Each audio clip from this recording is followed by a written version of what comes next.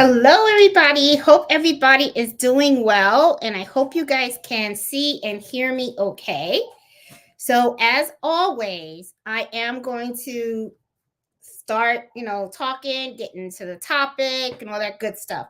So, for those of you guys that are new to the channel, hi, I'm Jeanette from Boricua Sewing and Crafts, and welcome to Embroidery Happy Hour, where I like to always take a topic for the week and I'd like to talk to you guys about it for 1 hour, and then after that we're just hanging out. Okay, so anyway, so what is today's topic? Today's topic is the biggest boo-boos, that I have made, that I have seen other people make, and the type of boo-boos that actually kind of makes people want to like say, you know what, maybe embroidery is not for me. Okay, it's the kind that you do something and then you're like, what did I just do? What did I just do? I screwed up. And then it can get frustrating, right? So who likes mistakes, right? Nobody does. Nobody likes to make mistakes, okay? Because mistakes are really not like friendly or anything like that, right? It's like, every wouldn't it be great if life could be like so perfect and so smooth? But unfortunately, it's not like that. Okay. And it's the same thing when you are doing embroidery. Okay. I don't care how long you have been doing embroidery. If you have just started doing embroidery, you've been doing it for 2 years, 3 years, maybe you've been doing it for 25 years, 30 years. You know what? We all have our boo boos. And even as long as you have been doing embroidery, if you think there's going to be a moment where you don't have a boo boo, you're wrong. Okay. And I'm going to say right now, if there's anybody out there that says, I never made a mistake, okay, I am really good, I'm really perfect, I'm going to say you are full of spaghetti sauce. Okay. Because all you're doing is just don't want to admit it. Okay. So let's be truthful. Let's be real. Okay. So anyway, like I said, we all make mistakes. It's something that's part of life. It's going to happen, especially if you are doing embroidery or any other kind of skill and stuff. I mean, we all screw up every now and then. Is it something we like to do? Absolutely not. But I have this firm belief that it really depends on how you accept that failure. Okay. There are two ways that you can accept it. You can come out and say, geez, I messed up. That sucks. I hate it. That's it. And then give up, quit, and never do it, never look at it again. Okay. In anything in life, if you choose to do that, okay, that's fine. But you know what? I feel like you're missing out. There's another way you can do it. You can say, man, that hurt. That's messed up. But what did I do wrong so that the next time I try to attempt to do something like this, I don't make the same mistake? Why did that happen? For example, did I use the wrong needle? Did I use the wrong thread weight? Did I not pay attention to the type of fabric that I'm embroidering? Did I not use the right stabilizer? Maybe I didn't use enough stabilizer. Maybe I should have used a topper on that. I didn't hoop it right, did I? I was rushing while I was hooping. Or I didn't really check the speed of the machine, okay? Maybe I didn't align it correctly. Or maybe what I did was I put it in the machine and then I walked away and then I came back to a total mess. Maybe I didn't check to make sure I had fresh needles. So all of these things that I'm mentioning are stuff that can really mess up a project and can really mess it up bad, okay? So I'm going to start talking about some of the things. I have about like 9 things that I have on my list and stuff. And we're going to just go down and go through it one by one, okay? The first one is the equipment, okay? Not buying the right equipment for what it is that you want to do. Now, I'm going to be honest, okay? The equipment for embroidery is expensive. Not everybody can afford a multi-needle machine. But if the rule of the thumb is, and you hear people say it all the time, buy the machine that has the biggest hoop that you can actually afford. Okay. But sometimes let's be real. Okay. Times are rough. Things are very, very expensive. Everything's going up, but the checks. Okay. So, let's be totally honest about it. Okay. You have to sometimes just get what you can get and work with it, right? Now, however, though, just because you have a single needle machine, just because you have a 5x7 or 4x4, that doesn't mean that you cannot be productive in the embroidery business or in the embroidery world, okay? A lot of times people think that you have to have these big fancy machines in order for you to do stuff, right? Now, it may be true if you are trying to do certain types of projects, okay? But don't overlook the type of projects that you have the capability of doing with what you got today, okay?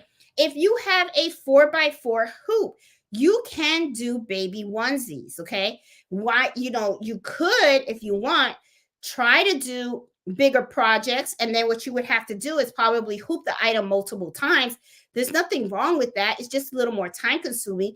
But the thing is, look at the projects that you're able to use with the type of the equipment that you have. Don't limit yourself on that. You know, people are having babies all the time, and it's just sometimes a lot of people, they think, oh, the whole crowd, you follow the crowd, right? Keeping up with the Joneses or whatever, right? They come out and say, oh, but everybody's making these shirts, or everybody's making these blankets, or everybody's doing these whatever, right? Just look at what you got, look what you can do, and then get unique. Okay. Make your own niche. All right. You can do so much with baby onesies. Okay. You can embroider the front, you can embroider the back, you can create your own designs, you can personalize them.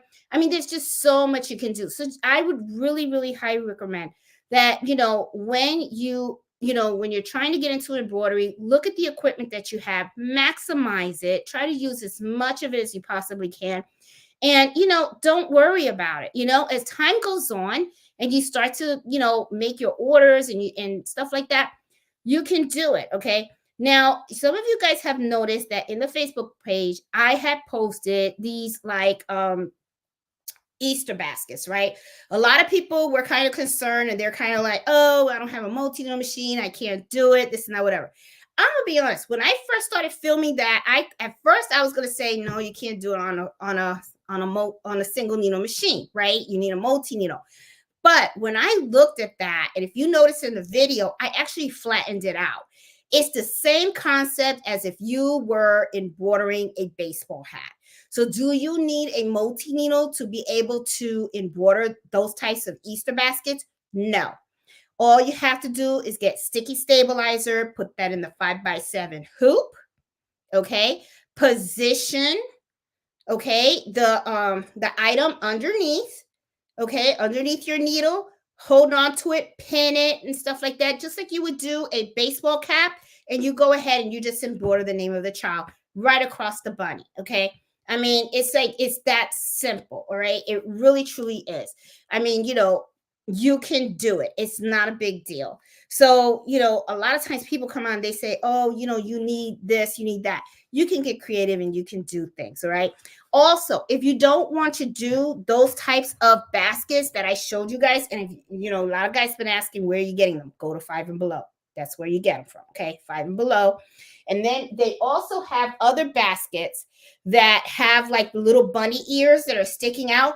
Those are just as cute. Okay. You find it too difficult to try to hoop that item under your single needle, then go get the ones with the bunny ears. The bunny ears is the same concept. Get the sticky stabilizer, put it on the hoop, lay out the bunny ear, and put the child's name on the bunny ear. And voila, you got a personalized Easter basket, So that's the thing. A lot of times people, they either don't buy the right machine for what it is that they want, or if they can't buy really what it is that they want and they have to buy something that's a little cheaper, they kind of feel bad about it, and then they're like, oh, I can't do anything with it. That's not true. A lot of people that have started with embroidery, including myself, started with a small machine, a home machine. I started with a 5x7 hoop, and then from a 5x7 hoop, I went to the multi-positional hoop, which was the 5x12, all on the SC1900. Okay, and I have a video on the channel shows you guys how to use that. So I mean, and then from there, I went to a bigger machine. Okay, so you can take your baby steps. Don't feel that you have to rush or anything like that. So a lot of times that's a big mistake. A lot of times people go in debt over getting these big machines and everything. I truly tell people, take your time. Make sure, first of all, too, this is another thing. I don't know if you guys notice, you go on Facebook and stuff like that. A lot of people are trying to sell their machines. So that's another way you can probably get your hands on a multi-needle machine if that's something that you really want to do. Okay. And you can get them probably a little cheaper. But you notice a lot of people, I noticed that on Facebook, they are trying to get rid of their multi-needle machines. And I'm starting to wonder, like, why are they doing that? Because I find it so profitable. And I got a feeling that a lot of people are doing it because they wanted to do embroidery, and then they saw that it's not as easy as people say that it is, okay? And next thing you know, they're like, oh, I don't understand it, or I'm making too many mistakes, or I'm not getting enough sales, and I don't have the time, okay? Because that's the other thing. A lot of people have the perception that embroidery doesn't take that much time. How wrong you are. Even customers. Customers come to me and they think that it's just pushing a button. They truly, truly think that. It might be in some cases, okay, that all, it's very simple to do and you just push a button and you can walk away. But sometimes in a lot of, and not even sometimes, a lot of the custom work that I do, that is not push button. Okay. So I really have to do a lot of homework before that button even gets pushed. So, a lot of times people don't do the homework. That's another big boo boo. Okay. They just want to push those buttons. They just want to hoop it, put it in the machine, push the button, walk away, and they want to come back to the machine and they think it's just going to come out really cute. Then when they come back and they look at the machine, it's nothing but a mess.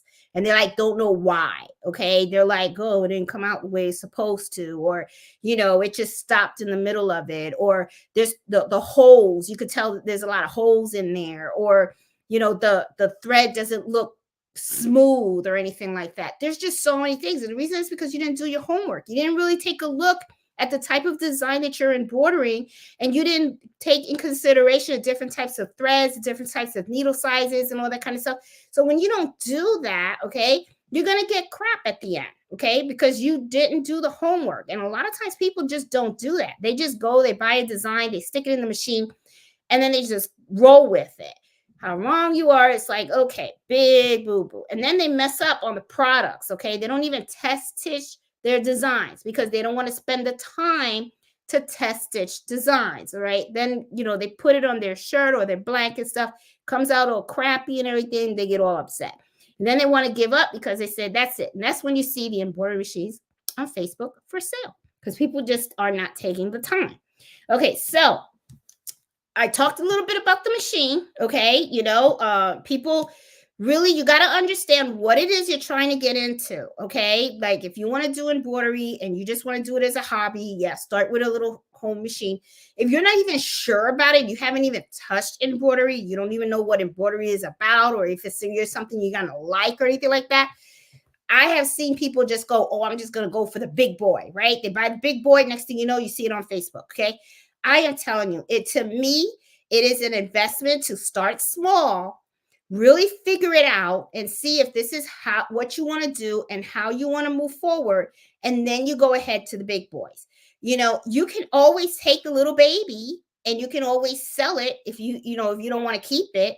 And you can take that money and you can apply it to your big boy. Okay. Now, me personally, I'm a little sentimental. Okay. I love all my machines. Those are like my little babies. So my SC 1900 will always be here because I will always have that little soft touch to that machine because that is the machine that introduced me into this world of embroidery, and I fell in love with it so much that it will never go away. So, but some people, they're like, hey, I don't need that machine anymore, right? I can just sell it, and which you could take it, you can sell it, and then you can take that money and apply it to the big boy. Okay, so to me, some people come and say, well, I don't want to waste my money, I just want to go to the big stuff.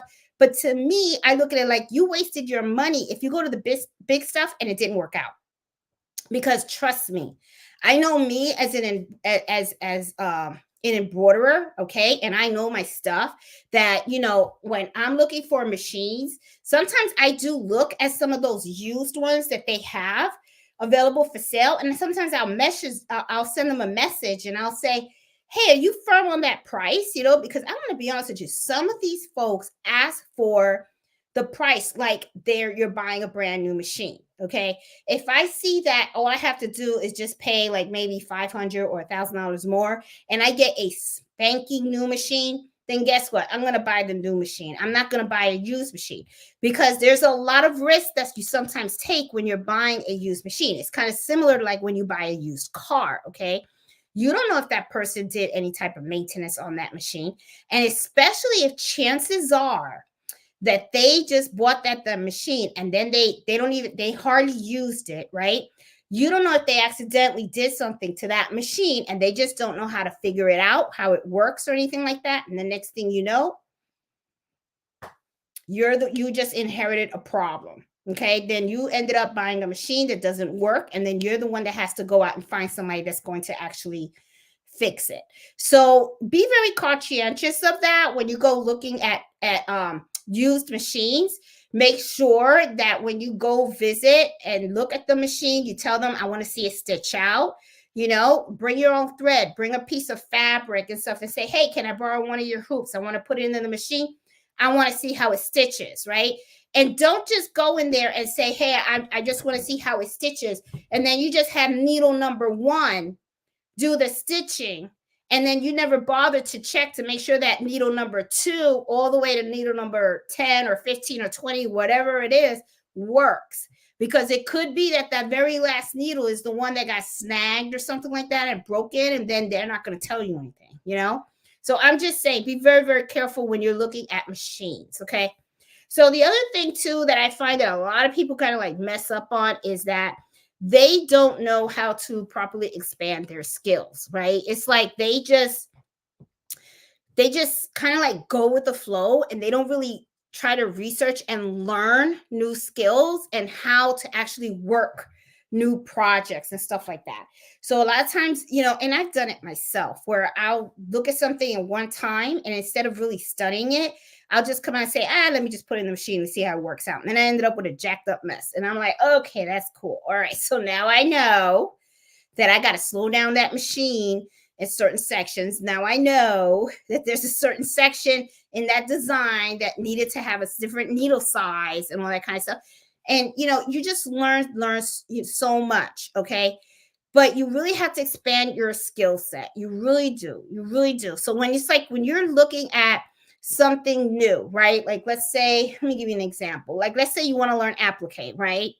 And you really kind of, you know, see how you know that there's 3 types of stitches, right? You got your placement stitch, you got your tack down stitch, and then you got your satin stitch or your finish stitch, right? Because it's the finish stitch doesn't necessarily have to be a satin stitch. It can also be a zigzag stitch or bean stitch. There's a whole bunch of, you know, it's really the final stitch, right? But it can be different styles, right? So what ends up happening is, you know, sometimes a lot of people they go, oh, okay, I know how to do applique. So next thing you know, when they have a design that has multiple areas of applique, they're not really what I mean by studying it is understanding the time that it takes to do certain designs, right? You start to really understand the depth of looking at a design and saying, okay, that design is going to require me to take it in and out of that machine 10 times. What I mean by really upping your skill set is saying, all right, what can I do to minimize the time, the number of times that I have to remove that item from the machine and put it back? That's when you have the functionality of color sort. And I have a video on that. Okay. So it's like I have a name and they're all using the same type of fabric, right? And like, let's say, you know, now you have that popular mama, right? So instead of taking it in and out of the machine for the M, then taking it in and out for the A, and then for the other M, and then, you know, you're going back and forth, right? I'm using the same type of fabric, so why don't I just do a color sort and I go ahead and I seamlessly have my my tack down stitch, place my fabric, seamlessly just do the tack down, cut it all out, and then just do a satin. That's only 3 times that I have to take it out of the machine instead of doing it 12 times, right? So it's really, really, you know, you got to really learn all the different types of embroidery And then you have to learn how to incorporate it to try to make your life a little easier. Okay. Embroidery can take a very, very long time, especially when it comes to very complicated designs. So you really have to be careful about knowing what you're doing, because that's going to really fall into the next topic of the pricing. Okay. A lot of people screw up on the pricing because they don't really understand what they are doing when they are embroidering. They don't take into account their time and the labor, and they just look at the materials. They just come out and say, okay, well, all I know is I have to use this stabilizer. All I know is that I'm using this type of thread. All I know is that this is the stitch count. All I know is that I use this needle, and then I'm good to go. But no one ever takes the time to take a look to see how long is that design going to stitch. Because you got to remember, as long as that item is inside that embroidery machine, it's occupied. That doesn't mean that you can go ahead and work on another order. So that's costing you time, that's costing you money. And I find that a lot of people, what they do is they underprice their products. So when they underprice their products, it's kind of like, whoa, what are you doing, man? I can't believe you did that. Because when you do that, which you're actually really working for free, right? And this is the other thing too. People are very, very afraid to fight for what they're worth. Okay. There are a lot of people out there that I will tell you, they want something for nothing. I'm telling you, I bump into those people all the time. Okay. I had someone that came to me and asked me if I was interested in stitching patches. First of all, I don't like to stitch patches. It's not really my thing. I am an embroiderer. Okay. That's what I like to do. But she went on and she started talking and say, oh, I don't, I'm looking for someone else to do the patches because the person that I go to charges $6 a patch to sew it on. And I'm thinking to myself, that's cheap. To me, that's cheap. $6 a patch, and then, it was really funny because I didn't say anything, but you know what was going through my mind? Oh, she's talking to the wrong chick. Because you know what? I would have charged more than $6 a patch because I know how long that has to take. Especially you have to make sure that you position the item correctly on the jacket or whatever it is, the vest. I think it was Girl Scouts or so. I don't know. But I know that, it's like it has to be a particular way. You got to take your time when you're sewing around that patch. You don't want to mess that up. And this is the thing. My time is worth something. My time is worth something. And I really loved, I'll never forget what the lady said. She goes, it's $6 for something that happens in 2 seconds. I didn't say anything, okay, because I didn't want to be rude. But what I really wanted to say was, if it only takes 2 seconds, then why aren't you buying a sewing machine? And why aren't you doing it yourself? And you can save all the $6 in the world. That's what went through my mind. But hey, everybody's different, right? So like I said, everybody wants something for nothing. But I will tell you this, ain't nobody getting something for nothing from this chick. I'll tell you that right now, okay? I price my items accordingly, okay? I will not allow anybody to tell me that I am worth any less, okay? I make sure that my prices are fair, not just to me, but to the customer.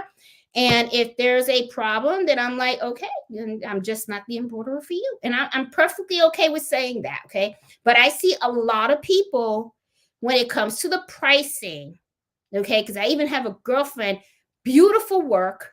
She does beautiful work. And I know that when she embroiders something, it's taking her a very long time. Oh, Mello wants to say hi.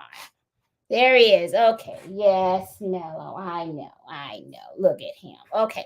So I know that when she's embroidering her stuff, it's taking a very, very long time for her to embroider it. And then when she goes to sell it, she's selling it like cheap. And I'm thinking to myself, why are you doing that? Why are you doing that? This is a unique item. Okay. This is a unique item. You took a long time. And I'm talking about embroidery that is extremely detailed and it's large. Okay. So I'm not talking about a little bit of it, a little embroidery. Okay. I'm not talking about like a little logo or something like that. I'm talking about she takes these big jackets. She embroiders the whole jacket. I mean, gorgeous work. Okay, beautiful, beautiful work. Selling it for pennies. I'm like, what are you doing? What are you doing? Hello, what are you doing? I'm like, why are you even selling then? Why sell? Give them away as gifts. Because I'm like, what you're selling it for ain't even covering your time. Your time is, I was just like, I was floored.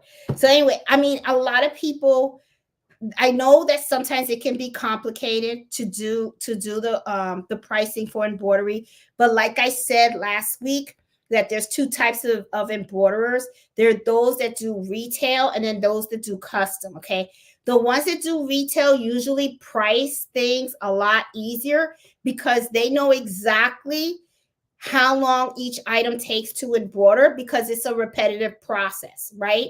But when you are doing custom, it's different every single time. It's different, okay? Custom work will never have the same price for different projects because everything is different, all right? I get a lot of custom orders, all right? I got orders of hats that are coming in. Okay. Somebody's going to be dropping off hats. And then I have order for polo shirts that are coming in. And then I have another order for a family reunion that's going to be coming in too. Each of those, every single custom project that I get that comes in, the orders, everything has its own price because nothing is the same. Nothing is the same. And this is where people mess up so badly because they really don't take the time to ask what they're worth. Okay. They're afraid that the customer is going to think they're too expensive. Okay. I'm not afraid of it. All right. For the simple fact that I know the work that I do is quality work. Okay. I back up my work. So it's like, I'm not going to, I don't work for free. That's really the bottom line. I don't do it. Okay. And I know right up the front how much certain things are going to be. Like I did have a customer that has a lot of grandchildren, and she was looking to get custom towels made. Now I told her that's going to be a little on the expensive side because she's looking for the name and she's looking for the design. Now I didn't ever give her price because I like I say at the end, I always tell you guys, you never give prices up front. But I did give her a bulk part, and what I told her was the if it's just a name, okay, this is my minimal charge, okay? Because remember, somebody could come up to you with a name with every letter in the alphabet, okay? You never know, all right? So I like to say this is the minimal I'll charge per item, okay? And I said, because you're asking for a design, I cannot give you a price for that for the simple fact that there's a lot of things that I have to consider. I have to consider the type of towel that you want me to embroider on. Okay. It could be a thick towel. It could be a thin towel.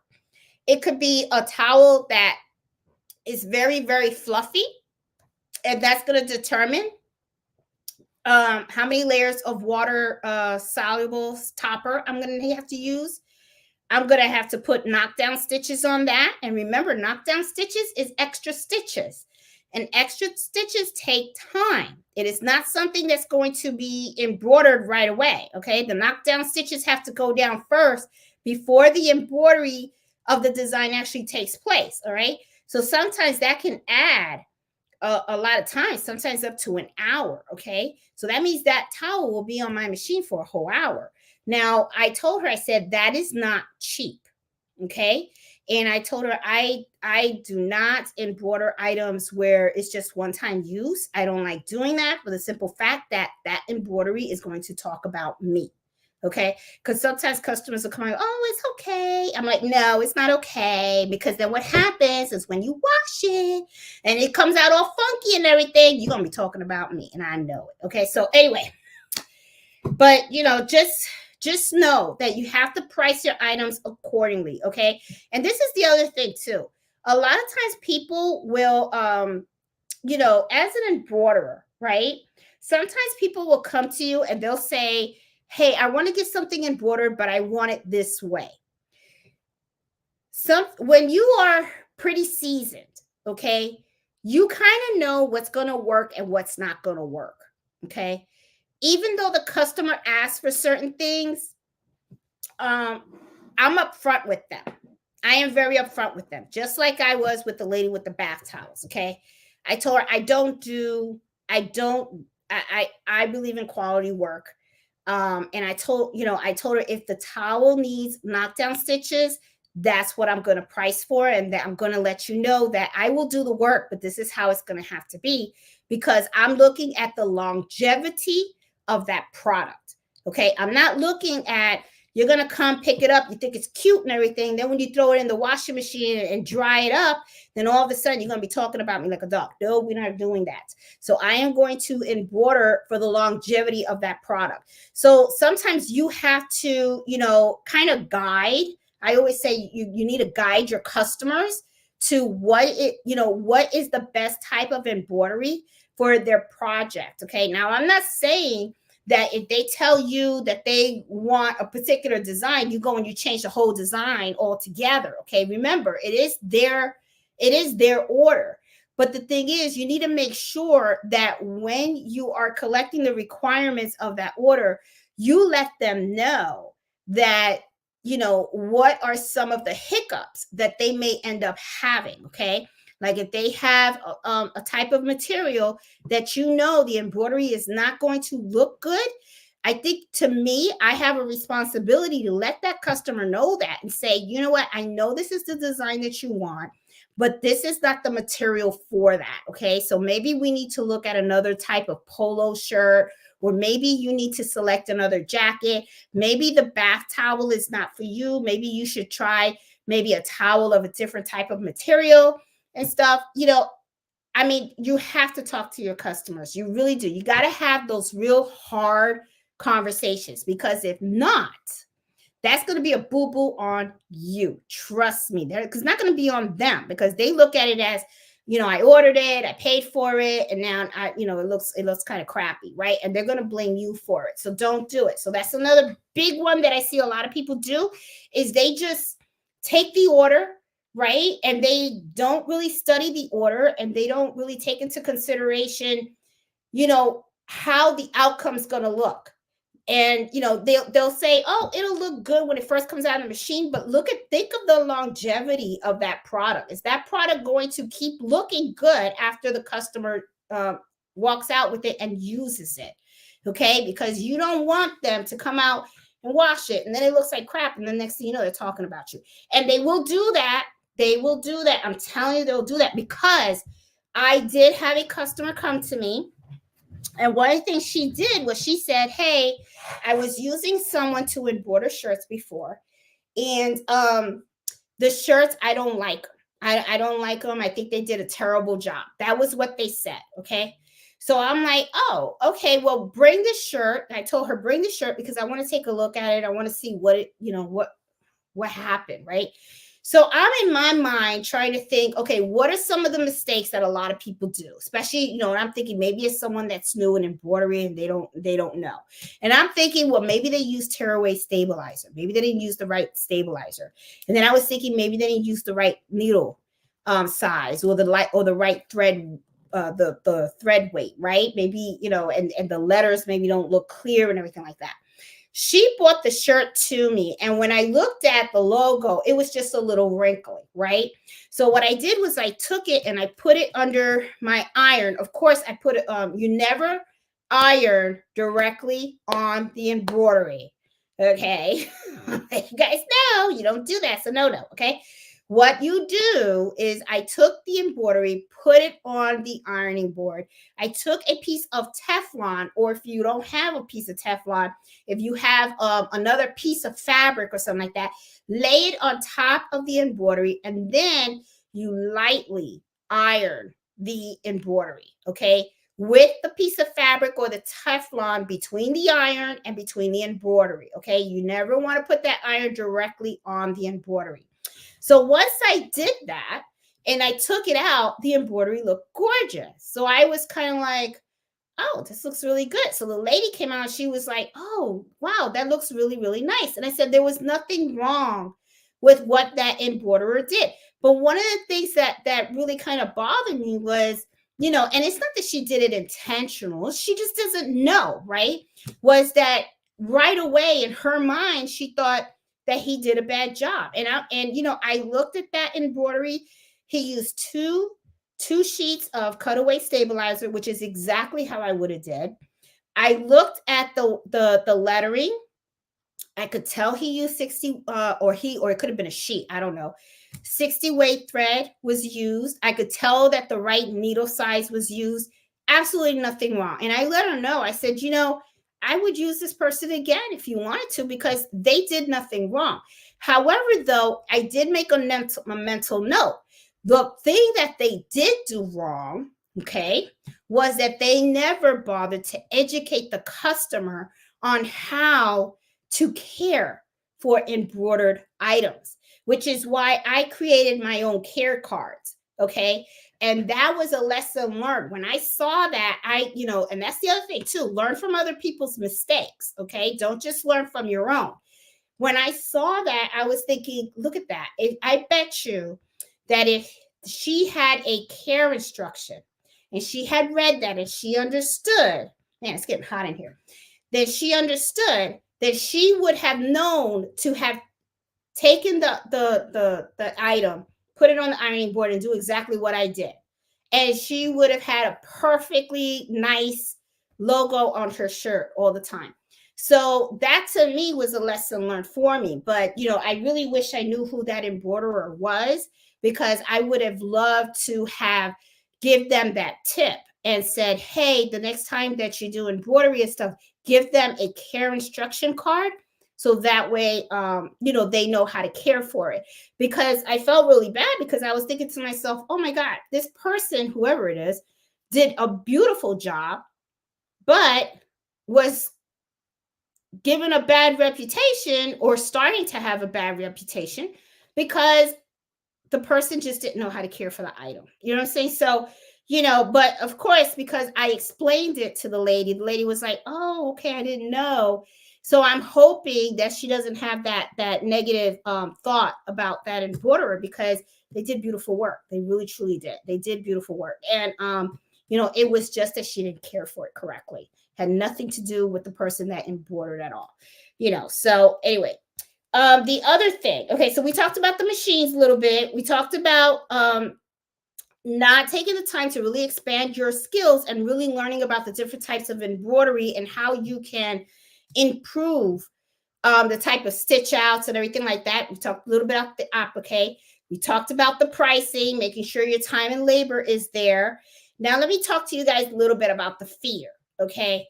A lot of times what happens is people are afraid of venturing out. Okay. And it's just not in embroidery, it's just in world in general. Okay. A lot of people are afraid of change. A lot of people are afraid of doing different things. And a lot of people are even afraid of taking chances, risks, and all that kind of stuff. It can be uncomfortable, right? Because you're venturing into the unknown. So it can be something that's pretty uncomfortable. No one likes uncomfort, right? However, though, there are two different types of people in there, okay, in life, right? Some people like the little roller coaster that just keeps going straight, but then there's some people that like the roller coaster that goes up and down, and sometimes goes straight and then go up and down, okay? I happen to be one of those people in life that I do like my comfort level, but I also love and enjoy challenges. Okay. I really do. I thrive off of that. I love change. I like trying different things. I don't mind taking a risk. Okay. Now, does that mean that Jeanette's going to go and jump off a cliff? No, I'm not going to do that. Okay. But I will tell you this, if there is something new out there, I will look at it, I analyze it, and I'll be like, I think I'm going to give that a shot. And then I kind of like to venture out. Okay. I do love to play around with embroidery. I like to play around with different designs to see how different objects can go together, different sayings, different products, and all that kind of stuff.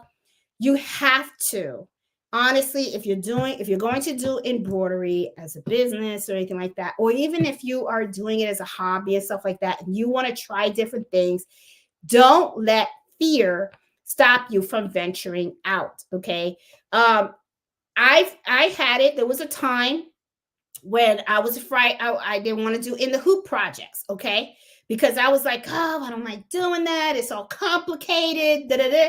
Now I don't mind. I will do in the hoop project. I love it, okay?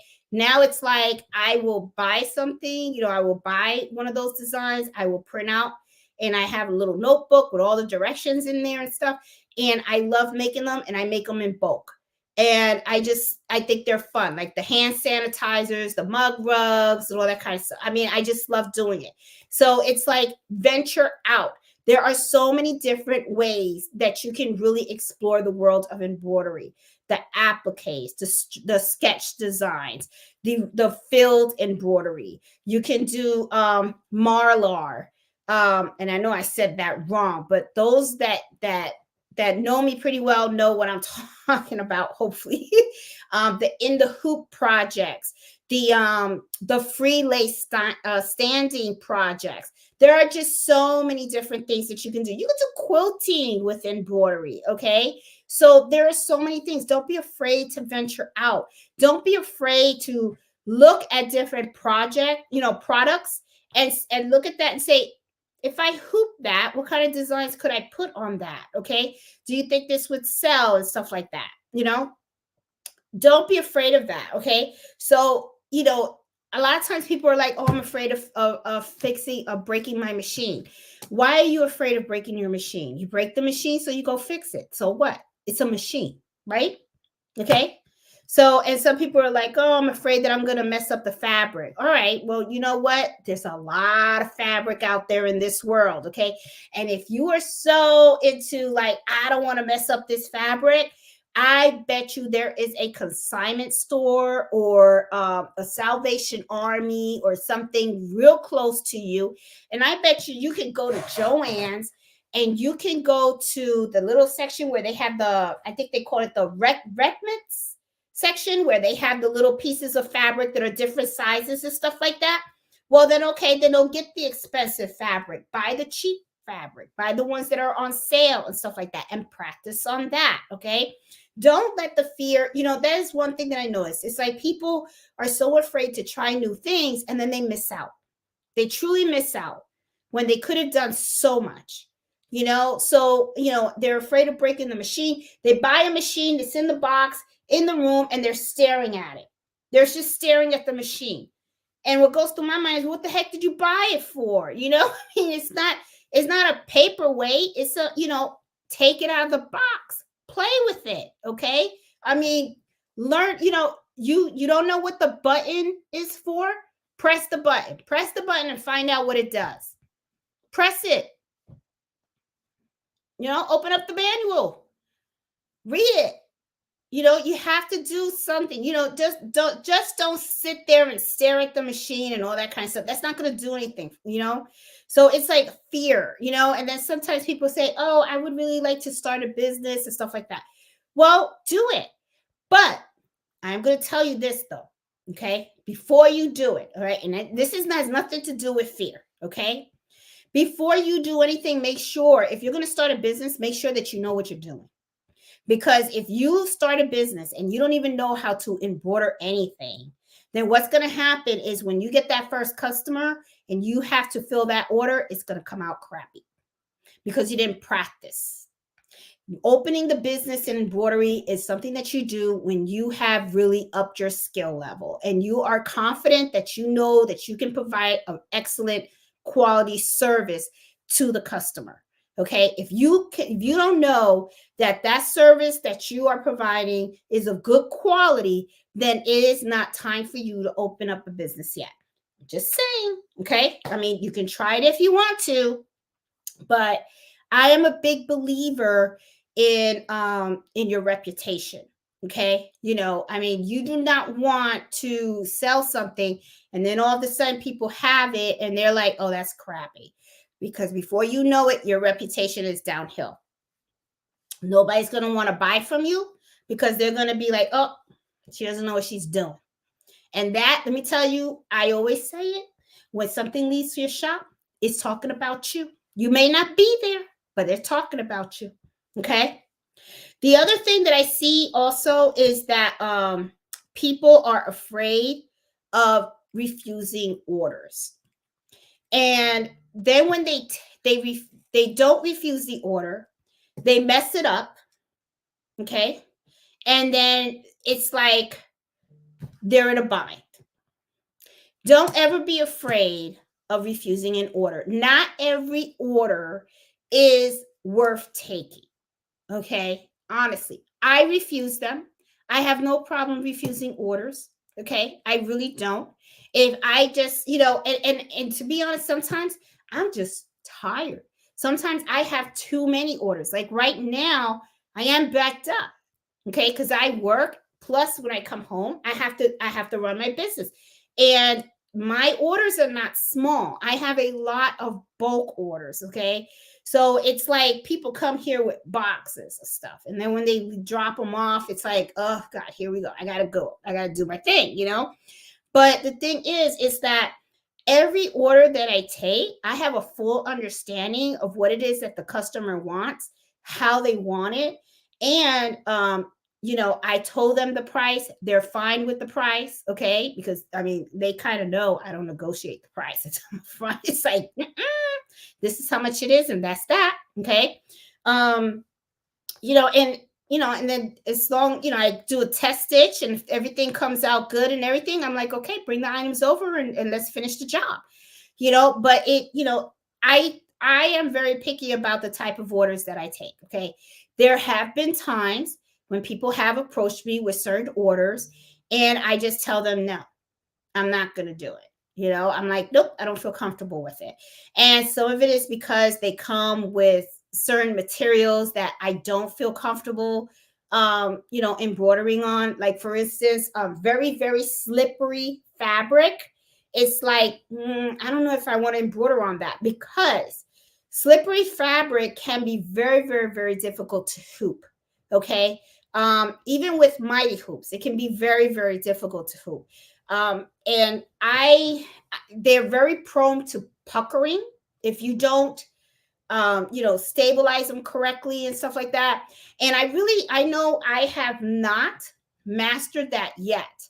What I do plan on doing, though, to master that, okay, and I hope to do this summer, is I do plan on, taking my silk fabric, because I already went out and I bought a couple of yards of silk. And all I'm going to do with that is I'm going to cut up that the fabric that I purchased, and I'm going to hoop them, and I'm going to just stitch out different designs. And what I want to do is I want to test how to stitch out on silk. Okay. I want to see what happens when I do a top speed. I want to see what happens when I slow down the machine to a medium, when I go real slow. I also want to see what happens when I'm using a 75-11 needle and a 65-9 needle and the different weights. I think that's important when you are, kind of like researching, right? Because that's really like what it is that I'm doing. And I want to see the different types of stabilizers that I'm using. What happens if I use sticky stabilizer? Will it come off that easy on silk? What happens with the type of different cutaway stabilizer? What happens if I use no show mesh? So I want to go ahead and I want to do different scenarios with that fabric, and I want to see what is the perfect formula for it. Right now, I have done some research on it, and sometimes depending on the article that you read, some people say do it do it the A way, do it the B way, and stuff like that. But I want to see it for myself. Okay, and stuff. And one of the things that I probably will do, and most likely I am going to do it, is I'll probably videotape the process so that you guys can kind of see the different ways you can research. Okay.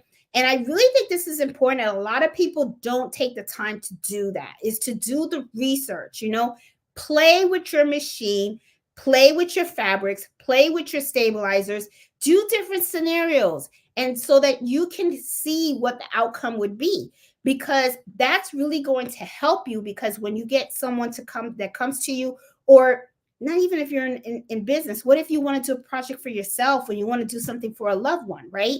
You want to come on, you want to say, okay, I already am familiar with that type of fabric or that type of design or something like that, and I already know what I need to do, right? So it gives you a little bit, of headway and stuff. But a lot of times people are so scared, and they just, they just don't, they learn one way, they stick to that, and then the whole world's going on, and they're still doing it the old way. I don't know. That's just me. Okay. So, know what you're doing. Okay. So if somebody comes with an order and stuff and you don't feel comfortable, say no. Say no. Okay. Remember, it's your machine. You're the one that decides when to turn it on and turn it off, right? So I already talked to you guys also, which was number 7 and stuff, because man, I could go all over the place, was not researching project requirements. Do your research. Do your research. Play with your machine. Play with the functions. See what the functions do. See what the different types of fabric behave with, what kind of stabilizer and everything. I mean, you can have fun. Have fun with the research. And when you see that it comes out all crappy, right? And you see that, there's a lot of puckering here. Just don't take the fabric and throw it away. Don't do that. Take the fabric, look at it. Look at it. Look at the back of it. See if it's all crunched up and stuff like that. See if you can figure out why it got all crunched up, and then take notes, keep it. And then in the back of it on the stabilizer, take notes and write down, okay, this was the date that I did it. This was the weight thread that I used. This is the type of stabilizer. This is the size needle. This was the speed of the machine. That way you have all that information, right? And then the next time when you go to try it, you already know that you tried it this way. So change something up, change something in the formula, and then see what the different outcome is. Did it come out the same, or did it have less puckering, or did it have more puckering, or, and it just play with it and stuff. And believe me, I mean, your skill set's going to grow. Your skill set is definitely going to grow. Now, let me tell you the biggest thing that I notice a lot of people are doing. That's the biggest boo-boo of all. Okay. And I'm kind of like, I don't know. Maintenance, machine maintenance. Embroidery machines is like driving a car. Okay. You're going to need new tires once in a while. You can't drive the same tires, okay, for 100 years. It just ain't going to happen. Okay. You're going to get a flat. All right. If you drive a gas car, you're going to have to change your oil. Okay. If you drive electric, eventually the battery's going to have to be replaced. Okay. May not be right away, but eventually something's going to happen. Right. Everything, machine wise, there's going to be repair costs to it. So I always say the machine is only going to love you as much as you love it. Okay. If you wake up in the morning and you oil that machine right before you go and start embroidering, and you clean that machine out, and before you start any type of project and stuff like that, and you show that machine that love, that tender love and care, trust me, it's going to love you back. Okay. However, if you decide that you're going to have an embroidery machine and you're just going to turn that sucker on and you're just going to hoop stuff in there and press the go button, and you're never going to iron it, you're never going to change the needles, you're never going to clean it out, it's only a matter of time before that machine is going to give you the finger. Okay. And when it gives you the finger, you're not going to like it, because chances are that it's going to happen at a time where you kind of messed up that machine in such a way that you're going to probably need a major service repair. And I'm going to tell you right now, okay, a lot of times people talk about buying the machine, right? And I'm talking single needle and I'm talking multi-needle. Everybody talks about how expensive it is to buy the machine. You very rarely hear people talk about the expense of fixing a machine. They are expensive too. It is not cheap. Okay. It is not cheap. And it's a pain. It's a pain in the butt. because you have to take that machine and you have to put it in your car and you have to drive it to the service repair shop. Sometimes, if you're fortunate enough, like I'm pretty fortunate enough, I actually have someone that comes to my home and actually services all my machines. They also come here and they also do repairs as well. Okay. I have been very fortunate enough that the only repair that I have really needed on my machine was changing the needle thread. And I'm able to repair that on my own, right? Because I did that with my husband and he showed me how to do it. And now I can do this on my own as well. However, though, I religiously run the maintenance on my machine. I religiously change the needles on my machine as well. Okay. I clean out my machine. Okay. I take out the top and I remove all those threads, all the lint, and everything like that. You have to take care of the machine. If you are spending a lot of money on buying these machines, you better I'm serious, guys. I'm so serious. Take the time to care for them, because if not, believe me, that day's gonna come that machine's gonna show you that finger, and you're not gonna like it, and you're not gonna like the bill that comes with it too. Okay. Machines cost money. They are not cheap to repair at all. I hear the horror stories all the time where people just mistreated the machine or accidentally did something, and it's just, then they're like, oh my God, another $300, another $400, depending on what it is. Maintaining machines, expensive. It is not cheap. Okay. When I have the repair guy come and look at all my machines, and they are looking at 7 machines, they're not looking, because when the guy comes and does my machines, he's not only, now he'll be doing, it's probably going to be more now because now I have 3 multi-needle machines, but he also does my quilting machine. He also does my sergers, because I have 2 sergers. I have a quilting machine. I have an SC1900. I have 2 multi-needle machines. Now I have a third multi-needle machines. There's 7 machines. 2 sergers, the quilter, the 2 multi-needles. Then I got the third one. There's 7. I'm missing a machine. I got 1, 2, 3, 4, 5, 6, 7. Yep, there's 7. Okay, I got 7 machines. Okay. So he comes here and it's the whole day that he spends here. And it's 7 machines. I get them all, the maintenance done all at once. All right. When he is done, it's over $1,000. Okay. It's about like $1,500 that I just spent in maintenance alone annually. Okay. And that's just maintenance. Okay. So trust me, I take care of these machines because that's a lot of money just to maintain my machines. I cannot afford to screw it up. All right. And this is the other thing too. When your machine goes down, and if you only have one, and you're processing orders, then guess what? Now you're not doing any orders. You don't process anything because that one machine is down. And if you need somebody to come and repair that on an emergency, you're going to be charged more, because this is not like a schedule like, oh, I like to schedule you to come next month. No, you're calling that repairman and you're like, hey, I got an order. I need you to come like now. Okay. And they'll come now, but it's not free.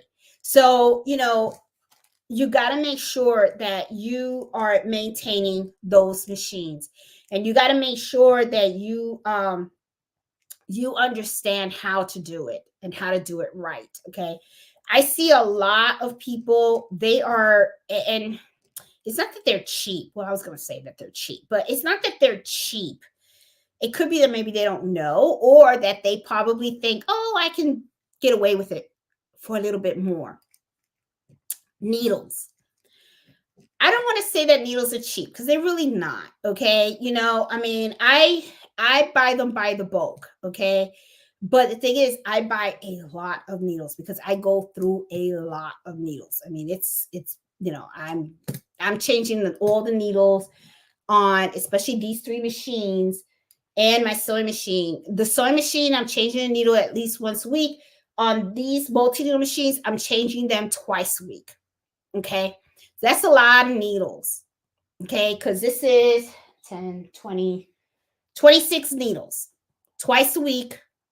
So that's 26. That is 52 needles per week that I go through. Okay. So I go through a lot. But the thing is, I have to change them because if I don't change them, what's going to suffer is the quality of my embroidery. That is going to really, really, really suffer. A lot of times people say, oh, I'm not going to change them that much. I'll just give it a little bit more.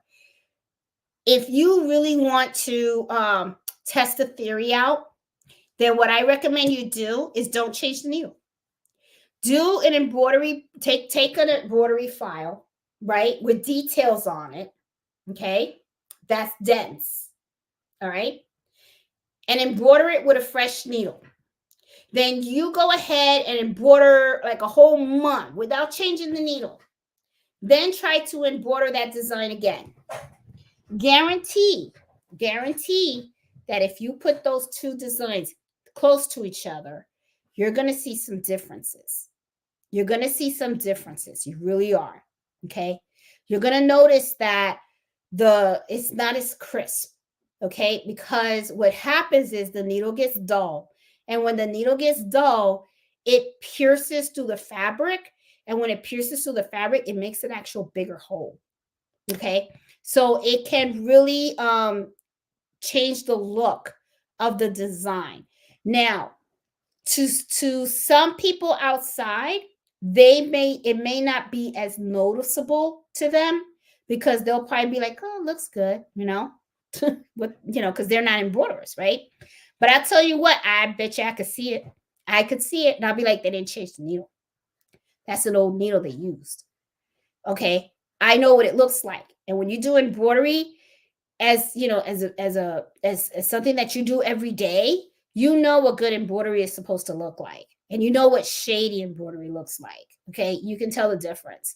So I really, really strongly recommend that when you guys are working on your machines, please change those needles because I'm serious, it will make the difference. I know that it's a cost, okay, but you know what? Embroidery is not for the cheap. It really truly isn't. It's not for those that are light in the pocketbook. Okay. It is an expensive hobby. It's going to cost you some money.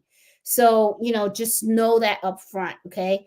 Let me see. So yeah, so those are the 9 that I got. It's not learning your machine, the maintenance, okay, the taking any order, whether just for sale, and then next thing you know, it blows up in your face. Okay. The fear, pricing, you're not expanding your skill set, and you're not buying the right machine for what you want to do. And and the thing is, even if you can't afford to buy the right machine, look at the machine you got and take advantage of the things you can do. Don't undercut yourself. There's a lot of things you can do. And there was another thing in here I said, this is what I didn't mention. Okay. To be unique, which is compete. Okay. Embroidery can be very competitive. Okay. This can be a very competitive field among a lot of people that embroider. Okay. And sometimes what happens is, I notice a lot of people, what they do is that they just observe what other people are doing out there. And then they're like, oh, I want to do the same thing, which is okay, because hey, whatever sells, right? Because we're all about making the money. However, though, it really kind of helps if you can take something that you see and you can put your own little spin to it. Okay. And make something unique, because what happens is you don't just want to, copycatting will get you so far, right? But the thing is, you want to be known for your uniqueness. That's really what you want to be known for. So, don't be afraid to venture out. Look at what other people are doing, but at the same time, just don't copy what they're doing. Look at what they're doing and say, how can I do something similar to that and put my little niche in it? Okay. Like I like to do my kitchen towels. I always like to make new designs for the kitchen towels and stuff. That's my little niche. Okay. um Same thing with dinner napkins and stuff. I like to change up designs and stuff like that for the dinner napkins and all that. Now, are there times when sometimes I see something works and and they're like, oh, that's a big seller, I'm gonna jump on that bandwagon? Absolutely. You don't see those little Easter baskets right behind me? Heck yeah, I jumped on that bandwagon. Okay. I mean, shoot, why not? That's easy. Okay. I mean, all it is a name. That's all it is. It's a name. Could you get a little more creative on that? You can, but why? This is seasonal, right? And that's the other thing too, is that everything has a season. Everything has a season, right? So it's like you got your Christmas stuff, you got your Valentine's Day stuff, you got your Easter, you got your Mother's Day, your Father's Day, and all that kind of stuff. A lot of things are seasonal. So you want to see what's hot. What is it that's hot, that's selling a lot. And then what you do is just expand on that. And if you see something that's real simple and you can sell locally around you, do it. Why not? I mean, sure, an extra dollar in your pocket's an extra dollar, right? And so, because that's how I looked at it with these Easter baskets. I was like, wait a minute. I was like, I can get those for $5. And I'm like, okay. And then what I'm doing is I'm actually selling them pretty cheap because I could actually ask for more money. I'm only selling them for $12.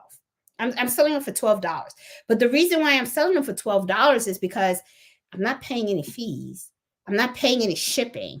Okay. So it's like $12 plus sales tax. That's it. All right.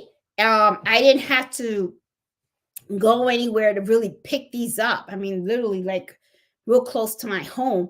So it's like, and I stick them in the machine and it's like a 2-minute stitch. I'm like, I was like, a $7 rate of return is okay with me. I'm good with that for 2 minutes. I'm good with it. And they've been selling like hotcakes. I'm gonna tell you something. These things been selling like hotcakes. So if you guys got a 5 and below by you, recommend it. I'm telling you, before they're gone and stuff. So I have to get up early in the morning tomorrow, and I have to make another trip out there and buy some more because I got more orders that people want, and I don't do the invoices until I actually have the product in hand. So I got to go and shop some more and stuff. Man, I talked a lot today. What time is it? Oh, it's 9 o'clock. Okay, I got a whole hour in. All right, so I'm going to say hi to all the folks on the chat and hope you guys are really doing good. I don't even have water with me. I forgot to get water.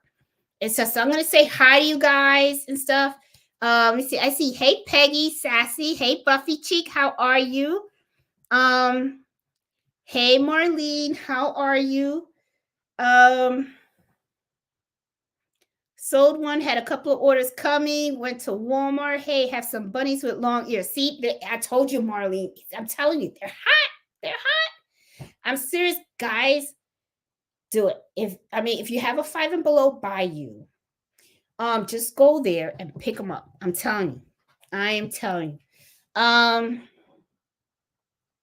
Let's see. Easier to hoop. Okay. Hey, Sassy. Hey, Mary Beth. How are you? How you doing? Hey, Becky. How are you? Hey, Trisha. How's it going? Hey, Miss Hemmings. How are you? Hey, Renee. So it seems. Hey, Karen. I see Miss Max. And I think Miss Max, you tried to text me, didn't you? I think you did. Let me see. Yep. Okay. All right, good. You got what you needed. All right, awesome. Okay. Let's see. I know I got more text too that's coming in and stuff. I think it's because the orders that they want for the Easter baskets and stuff. I'm like, ugh. But they're easy to make. So hey, and stuff. The only thing that I'm afraid of with the Easter basket is every time I go and I buy, I'm like, I only buy what I need, right? Because I do look at it and go, should I buy them out? But then I'm like, yeah, I go, my luck. I buy them out and then I don't get any more orders.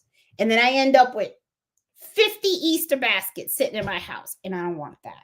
I really don't. But I know that I could probably use them for next year. But no, I don't want to do that. I don't want to use up space or anything like that. So I'm like, nah, forget it. I'm just going to go with the flow until I get tired of making them. And then I'm just going to come and say, no, I don't want to make them anymore. That's it. So, but so far it's going pretty good and stuff. And I wanted to show you guys too. I ordered new dinner napkins. These I actually got from an Etsy shop. And these are the ones that I embroidered for a wedding. There was a video where I did over 100 dinner napkins for a wedding and stuff. And this is the brand. And they're really cute. I will put the link in there. They are a little pricey because you buy them by bulk, but they are gorgeous. And I'm going to start using these. So I'm going to probably take a pack of maybe, I'll probably just take 2 or 3 of these dinner napkins, and I'm going to put new designs on them and post them on my shop and see how they go, how they do. I'll probably even post them around my neighborhood because I know a lot of people around here like to do dinner parties. So I'm thinking that they may end up purchasing some. So I don't know. I mean, they really are nice napkins, and I'm even thinking about making some for myself, and I'll probably make some for my sister Nancy as well. So that way, well, let's get real. Okay. We don't do the dinner napkins. We do paper towels. So I don't know. But maybe one day we want to go fancy. You never know. We might have a special occasion or something that we want to celebrate something. And then we'll go fancy and we'll do the cloth. I don't know. We'll see and stuff. But yeah, I'll post that in there. And I'll even do a video when I'm embroidering on these, and I'm going to do different designs on them. I know I did one video where I did the wedding.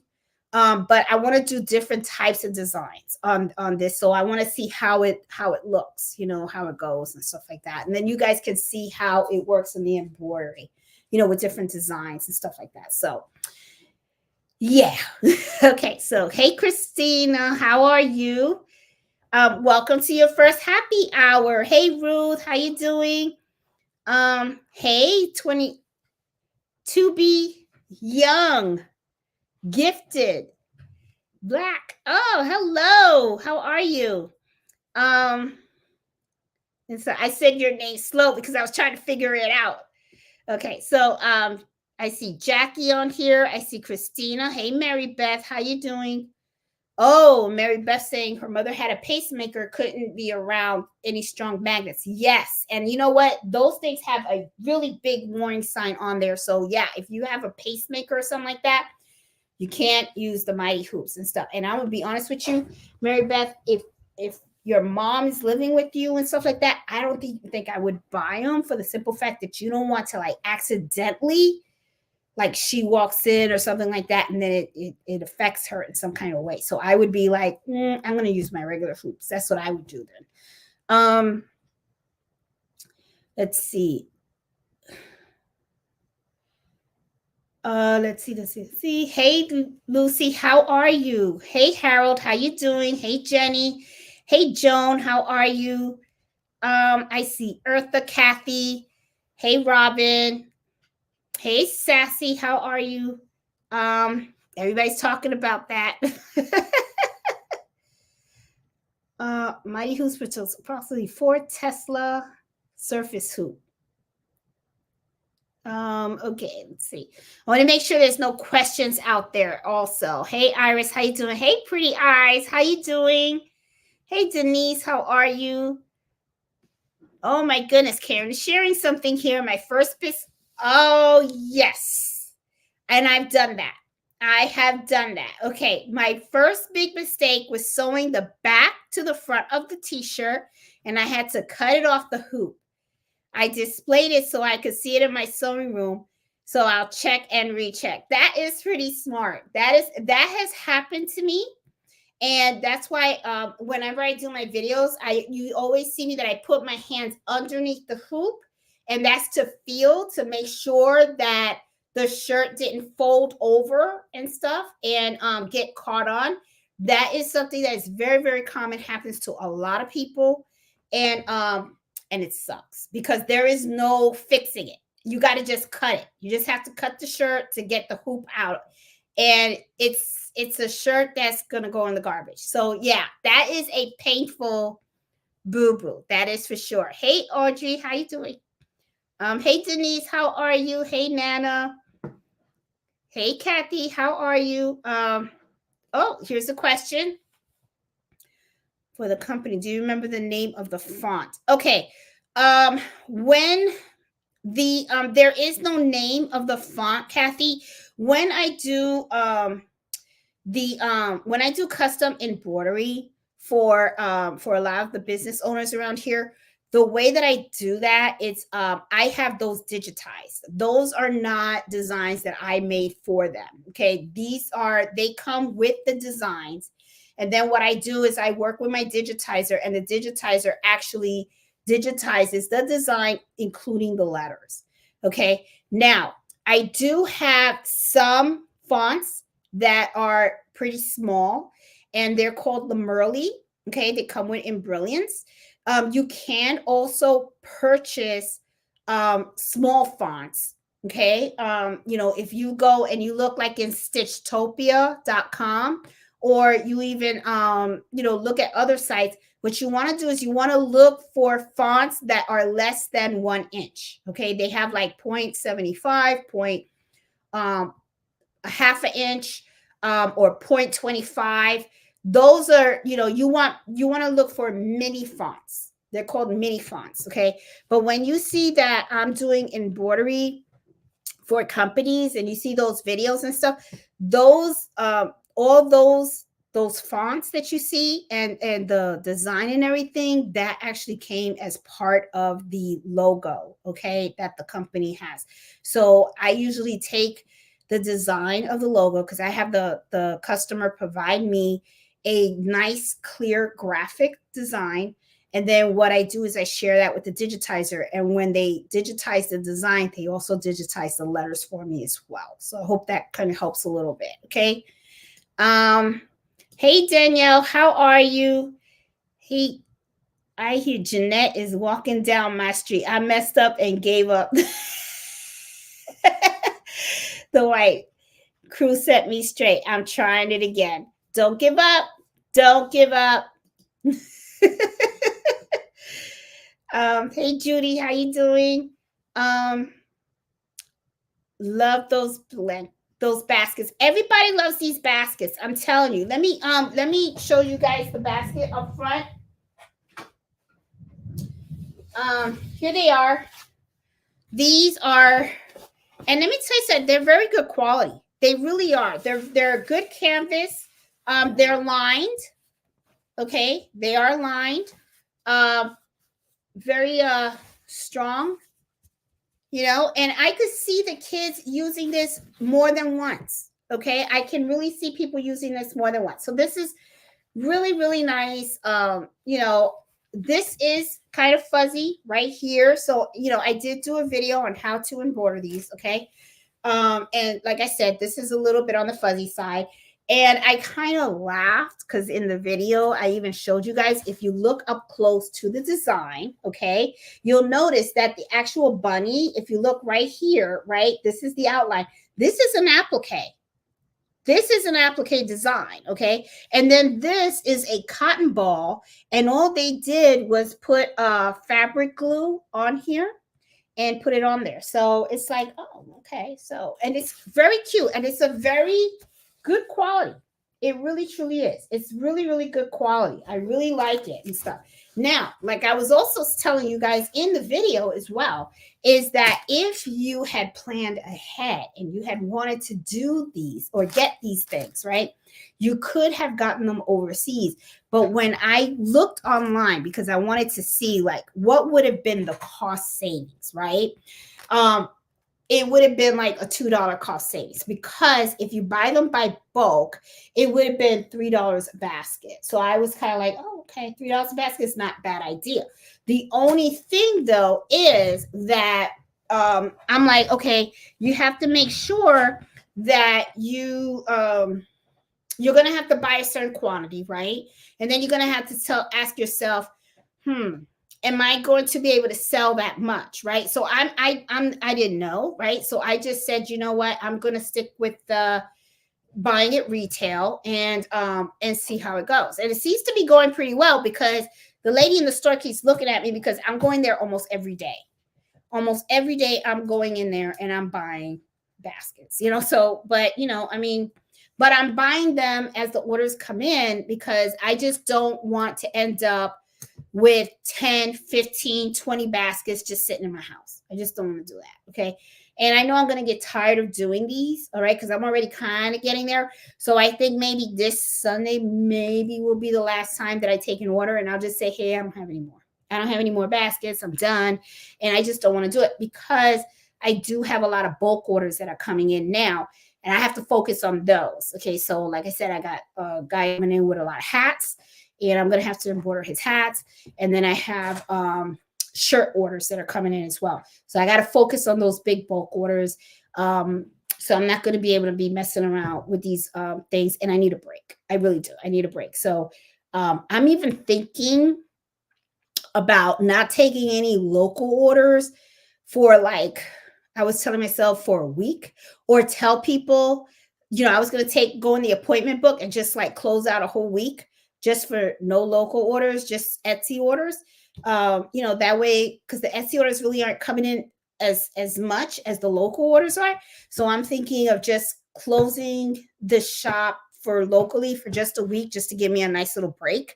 Because I was talking to a girlfriend of mine and she was kind of like, Jeanette, you got to get out because they have been trying to hang out with me for quite some time. But every time you want to hang out, it's like, I got to work. And they're like, you're doing way too much, which is true because I mean, I work and now my day job, I'm starting to work overtime there too. So it's like, it's starting to really crawl over and I'm kind of like, okay, so I got the full-time job, then I got this full-time job and they're kind of like, so so I'm going to have to figure something out. And I'm starting to get a little tired and I'm going to have to take a break from one. So I think what I'm going to do is I'm going to do the local. I'm going to take a break for a little bit or schedule it more separate so that it's not like order. Because right now that's how it is. It's like I finish an order, I start an order, finish an order, start an order. There's no break, right? If the machines are off, it's not because I'm not working. It's because I'm gathering requirements or I'm doing some type of testing or, it's other stuff. So, or bookkeeping. That's the other thing too, that takes a lot of time and taxes are coming. So I have to get ready for that. So it is a lot. And that's the other thing too. A lot of people don't realize when you have a business, a lot of times people are under the impression that you're just in front of the machines all day. It's not that. You have to really, really watch what is going in and out of your business, right? I have to pay my sales tax to the state of Virginia every month. This month I had to pay for my LLC license. Then, I have to make sure that I'm recording all my receipts and everything. My sister even had to like hop in and help me with QuickBooks because I had trouble reconciling the account and taking the orders and all that kind of stuff and everything. It's just, it's a lot. It's a lot. And I really do. I hate the administrative side of it because it's like, it's all paperwork, right? Because, you got to track all your expenses, keep all your receipts, the money coming in, all the invoices and all that kind of stuff. You really have to be organized and it's a pain, but you got to do it. You have, I mean, that's it is what it is. Right. So I'm like, okay, so anyway, enough venting, but you just got to do it. Right. So, hey, Veronica, I thought I needed a multi-needle to do embroidery, but I have one, but single needles are awesome. They are. They are a lot, and it's really funny too. Veronica, I'm glad you I'm glad you said that. I'm gonna leave that up there for a little bit because I'm gonna tell you something. A lot of times people like they always think the multi-needle machine is the machine to get, right? But the thing is, there are single needle machines out there, guys, that cost just as much or even more than a multi-needle machine. Okay. There are flatbed single needle embroidery machines that cost $15,000, $20,000. And you would be like, what? And I'm like, yep. But that is like the Tesla of all embroidery machines, those flatbed machines. I mean, they are awesome. Okay. They also come with the real big hoops. Okay. I'm not talking about machines that are just 5x7 stuff. They come with the giant hoops. And it's just one needle and they sew like butter and they embroider great. I mean, you would be surprised at how efficient and how great those machines are. And I'm telling you, a lot of times people think single needle machine, and I'm thinking to myself, let me tell you something, there is definitely a market out there because people are buying them and they are using them. They're using them for embroidery, they're using them for quilting, they're using them for sewing. I mean, and they're doing some beautiful projects with those machines. So don't think that the multi-needle machine is the machine of all machines. It's not. It's just one machine of many machines. Okay. There are a lot of people out there that use single needle machines and they do beautiful work. It all depends on what it is that you want to offer with your embroidery. That's all it is. Okay. I mean, I'm just saying. So, Veronica, I'm really glad that you have put that in on there because, a lot of people think that multi-needle is the way to go. And my response to that is not necessarily, because it depends on what it is that you want to do, right? Some people are not interested in doing bags, okay? Some people are interested in just focusing on things like the back of jackets or, dinner napkins or tablecloths, and you can do shirts and stuff like that on a single needle machine too. Okay, so there are just so many things that you can do on a single needle machine, and a lot of people overlook that. And I tell people, I go, there are single needle machines out there that cost more than the multi needles. Okay, I mean, just saying, so and if you ever are in a sewing shop, take a look at them. I'm telling you, take a look at them. Ask the salesperson, hey, can I have a piece of fabric? I like to see how it sews. Or can I see this embroider? And you would be surprised at the bells and whistles that those machines have. You would really be surprised. When I went to the Sew and Quilt show, I saw one, and I ain't gonna lie to you, I wanted to take it home. I really kind of did. I was kind of like, I mean, would I love to have one? Yeah, I would. I would. Will I ever have one? I don't know. I think I might. I'm not sure. I know that if I get another machine, I think my husband will kill me. But it's like right now I really don't have time to do anything else. I would love to do more sewing, if anything. But the thing is, sewing takes time. You got to cut the fabric and all that kind of stuff and everything. And I've gotten so many orders that unfortunately it kind of like has steered me a little bit from being able to sew more and all that kind of stuff. So that's why I'm like thinking to myself, I think I need to slow down a little bit. As much as I love all the orders that are coming in, I don't want this to get to the point where it becomes a job. Right now, it's still fun for me. I still like it. But I want it to be where I can continue to be creative and all that kind of stuff. And then I also want to add that creativity to the channel too. I want to work on projects and videotape it and put it on the channel just in case people want to work on projects similar to that.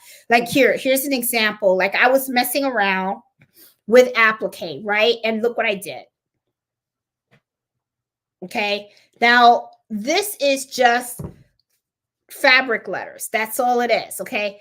One of the things that I was thinking about was I took an applique design, and there is all it is this is fabric, and then in here it's a fleece. That's all it is. And I just put it on there, and I just sewed them together using an applique design. And then I took scissors and I just cut out the letter A. And then I was thinking to myself, oh, you know what? If one of you guys are out there, grandma or even a mom, right? And you have extra fabric that's laying around, you can take an applique design, cut out the alphabet, all the letters in the alphabet, right? And then your child can play with these, okay? And learning the alphabet, learning how to spell and all that kind of stuff. I will do a video on how I did this, okay? So if you guys are interested. And there's another little tip too. There are some people that what they do is because they want their children to be able to play with this on the refrigerator. When you sew this, you can buy like little magnets, and then when you sew it, put the magnet inside between the two fabrics, and then when you cut it out, the child can take this and they can stick it on the refrigerator. Just say. And you can do this on a single needle machine. And so as a matter of fact, I'm going to do this on a single needle machine. I'm going to do that and stuff because I think I'm going to take a break from these baskets, because these baskets are getting on my nerves. Well, they're not really getting, but you know what I mean? I'm getting tired of it. I really am. I'm getting a little exhausted. Let's see if anybody else, but thank you, Veronica, for mentioning that, because some people, they really overlook the value of a single needle machine. They really do. They think that that's like not functional and stuff like that, and how wrong they are. I mean, they are they have very powerful machines. Let's see. Hey Ozzy, how are you? How you doing? Hey Iris. Hey Kim, how are you? Hey Charlene, how you doing? Hey Sarah. Let's see. Who else do we have out here? Hey Crafty Puerto Rican, how you doing? Hey Jackie. Oh my goodness. Look at that. Okay. Not easy selling a used machine. Trying to sell my SC1900 and almost got scanned twice. And you know what, Jackie, that's why I say, I find a lot of times that people, they go on like Facebook and they try to sell the machines, right?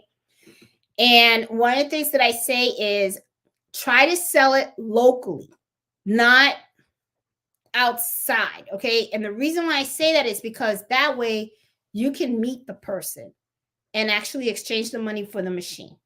Or you can have them come over, they can see that the machine works, and then they can pay you and then take the machine. Because I see it a lot. And a lot of times people, what they do is like they're trying to sell Mighty Hoops, or they're trying to sell whatever equipment and stuff, and they put it on Facebook, and they live in another state. I have heard horror stories where people have sent money and then never gotten the machine, or never got the equipment, or if they got something, it was not what they thought they purchased. And a lot of scammers out there. So yeah, you got to be very, very, very careful, Jackie. Totally agree. Let me see. Oh, and Eartha said first machine was 4x4. Then I moved up to the 5x7. Went to the embroidery show and got the 7x12. Sold the two smaller machines, and I got the PRS 100 for Christmas, and I love both of them. See, you can move up. You can move up and stuff, you really can. Hey, Cracky Puerto Rican, how you doing? Let's see. Every time I watch Jeanette's videos, I always learn something new. I could not have gotten this far. Thank you, Marty. I'm glad. That you are really learning a lot from the channel and stuff. Oh my goodness, Mary Beth, Jackie, you're so right. I won't sell anything on Facebook anymore. It's cash money, no PayPal or Vino. I found that anything you put up that's more than $50 automatically is a flag. See? Yep. See, you got to be so careful. You really do. You got to be really, really, really careful. Let me see. Uh-oh, the horror stories continue. Yes, the first person was a woman, and she said she was sending her brother to pick up the machine. And then when I asked her for her email so that I could send the invoice for payment, she stopped texting. See? I tell you, boy, people are tripped. People are tripped. I'm telling you. Woof. That's like, you got to be very, very, very careful. Very, very careful. But I do know people that have gone on Facebook and bought machines locally, okay? And they bought them used and they got very good deals, okay? So, but you just have to be very, very careful. And so that's for sure.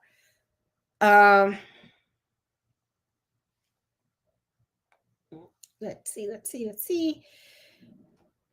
Oh, can you do a video embroidering? I do have one, Miss Rivera, on the channel.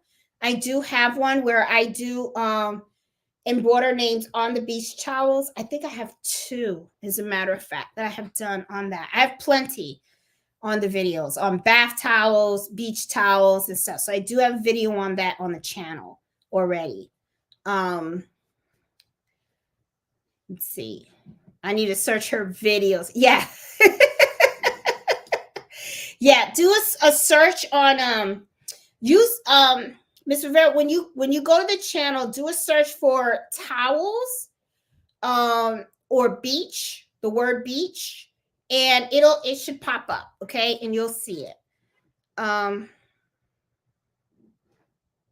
Denise is saying I should clean my studio while I listen.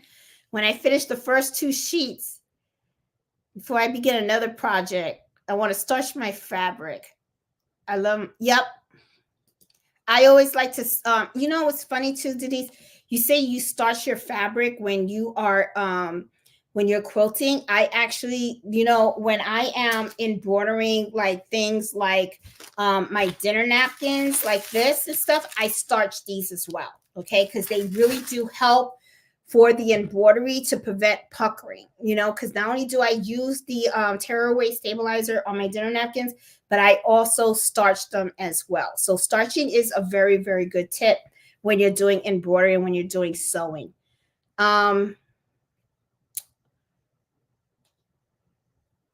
Okay, let's see. What thread weight do we use? It depends on what it is that you're sewing, Lucy. If you are sewing something that is a small font, then what I recommend that you do is you use 60 weight. Any other type of embroidery, you can use 40 weight.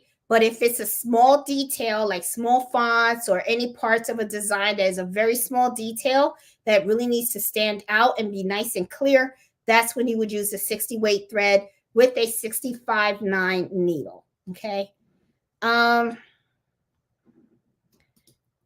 I'm just beginning. I would like to know how to start. I've had my machine for a month and I had only sewn a hole in the shirt. Should I embroider on towels and gift them? I'm clueless. One of the things that you're gonna that you should do is you could do that. That is a good idea to start embroidering on towels. What I would do though is I wouldn't go into the expensive towels yet. Okay. What I would do is I would probably go to the dollar store or Walmart and stuff like that.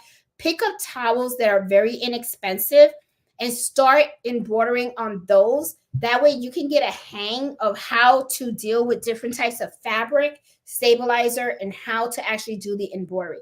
Once you start building your skill set, then that's when I come out and I say that's when you could really start investing in more expensive products, right? For you to do some testing and everything like that. So but I know it's a lot. It can be very overwhelming, especially in the beginning. But what I recommend that people usually do when they're starting is pick a project, pick a simple project, okay? And like, hey, I just want to do a design of a butterfly, or I just want to do a design of a tree or something small. Embroider it on a piece of fabric, see how it goes. Then start to do embroidery with adding a name or something like that to it, so start playing around and expand it. Start trying to embroider on different types of fabrics, different textures. That way you can start to grow. So what I really recommend is you start small with little small projects, and then as you get better, start to expand. And before you know it, you're going to be on your way.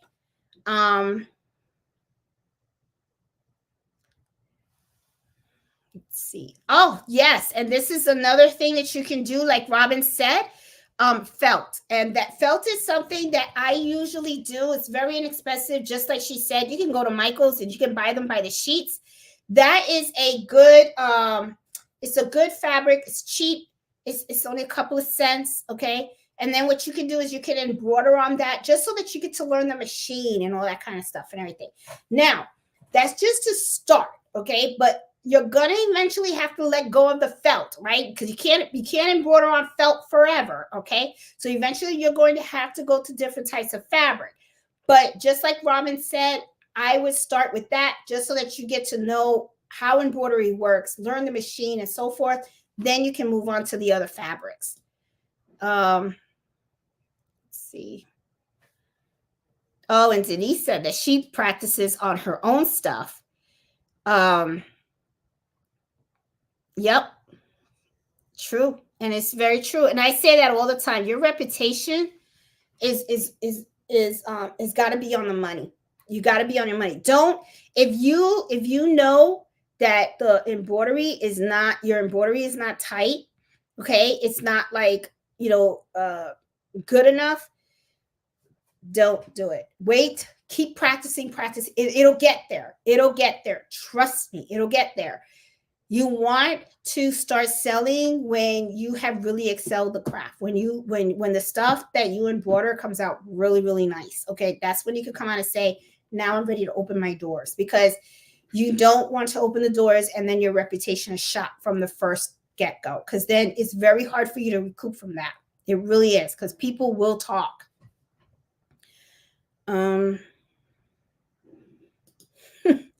I've had my multi-needle for 6 months. Baseball caps. Wish me luck. Baseball caps can be kind of tricky, Cindy, but you can get there. You can get there. I still, to this day, have trouble a little bit sometimes with the baseball cap. Sometimes, too, little advice here. Sometimes it's not you, okay? Sometimes it could be the hat, all right? Because there's different types of styles of hats, and they have different textures. They're different sizes, right? Some are low, some are high, some are structured, some are soft, some are easier to embroider than others. So you're gonna have to like really test different hats out to see what's the hat that can embroider. And then sometimes some designs don't work on certain hats. So you're going to see that sometimes it's going to be like a hit and miss in a way, but you just got to see. I mean, I'm going to have a gentleman now that's going to bring me Nike hats, which I'm like, okay, Nike hats. Nike hats are not cheap, right? They're a little expensive and stuff. So I did do a test on the logo that he wants on one of my hats, which was an Audi hat. It was not a Nike. I'm hoping that it's something a little bit similar to what I embroidered, but I will take one and I'm going to hoop it on my machine and get it done. I have 3 different types of hat hoops, and I was thinking I should do a video on the different hat hoops that I have for my brother machines. I have the regular hat hoop. I also have a brim hat hoop, and then I also have the wide hat hoop. So I have 3 different hat hoops for my machines, for different purposes. So, and I'm thinking I'm going to need to do a video on that, because All three of them are used, but they're all three used for different stuff. Like the wide has a longer area for me to embroider, so it can go from the ear to the ear of the hat. Okay. The brim, it just gets a little closer to the brim of the hat, so it kind of gives you a little bit more height on your designs. Then I have the regular hoop, which the regular hoop you're a little bit limited to because it doesn't embroider too close to the brim, and it doesn't embroider too high, and it doesn't go from ear to ear. Okay, so it's just for small, simple designs that you can embroider using that one, which is not bad because if you're just doing simple hats with like a word on it or something like that, it works great. But if you have more complex designs where it's a little bit more on height, then that's when I would use the brim hat hoop. And then if I have a logo or something that they want it to like the whole thing, the design is like goes from ear to ear, right? That's when I would use my wide frame so that it can go from one side to the other. So but there's like 3 different types of hat hoops and stuff, and I'm gonna tell you something, hat hoops for Molteno machines, not cheap. Not cheap. Not cheap at all. They can run close to $1,000. I bought my wide frame came with the last Molteno machine that I got. It was a bonus. I did buy one from the Sew and Quilt show. That was like I think it was like $1,200 for the flat brim. The regular hat hoop that I got when I bought my 6 needle machine, I think that ran me about close to $700-800, something like that. But we're talking about years ago, okay? And I don't even think people are buying that hat hoop that much because they're probably thinking, well, just get the bigger one or get the one with the low brim or get the one with the ear to ear, and you can use it for everything. But I just happen to have all 3 because I was just searching for the right hat hoop, and I really don't need all 3. Actually, I think my favorite is the wide, the one that goes from ear to ear. That's actually my favorite one. That's the one that I did on the test. And I don't have the test with me, it's in the other room, but it came out really, really good. And I think the customer is going to be pretty happy with this. So I think what's going to happen is I'm just going to use one machine to pump out those hats because the logo's not that big, so it's not going to take that long. If anything, what's going to take long is the hooping of the hat, the constant hooping, because that is time consuming. But hats are very, very profitable. I tell you, they really are. If you get good on the hats, Cindy, that's the way to go, because you could buy a hat for like $3-4 and people sell those things for like $25-30. So very good return on investment on caps. That's for sure. Let me see. I'm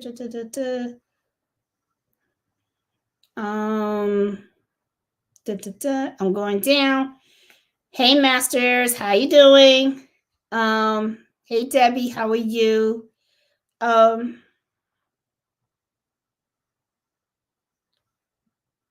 What? Okay. Christy, you're so right. I am in a few Facebook group and someone just asked, how do you use this machine? Read the manual first. People don't people sometimes don't take the time to actually learn their machines. Now, this is something that I got with my 10 needle machine. I got this. I think Miss Max posted hers. She got hers too. This is the playbook for the brother, okay? And what is really cool about this is it actually comes with like a little card in here, and you put this in the card and it kind of shows like videos and stuff. I've been looking through this and trying to, read it and see what kind of features am I really interested in.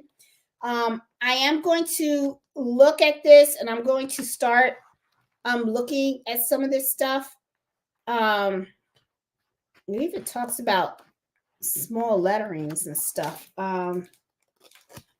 Yeah, about embroidering small letterings and stuff, which I'm pretty interested in knowing what it actually says about that. But yeah, and I notice here there's no mention on the weight thread, and there's no mention on the needle, the size of the needle and stuff like that. Oh, small lettering is just lowercase. That's what they mean by small lettering. I thought they meant by lettering that was less than an inch, half an inch. But no, they're not talking about the actual size of the letter. They're actually talking about lowercase letters.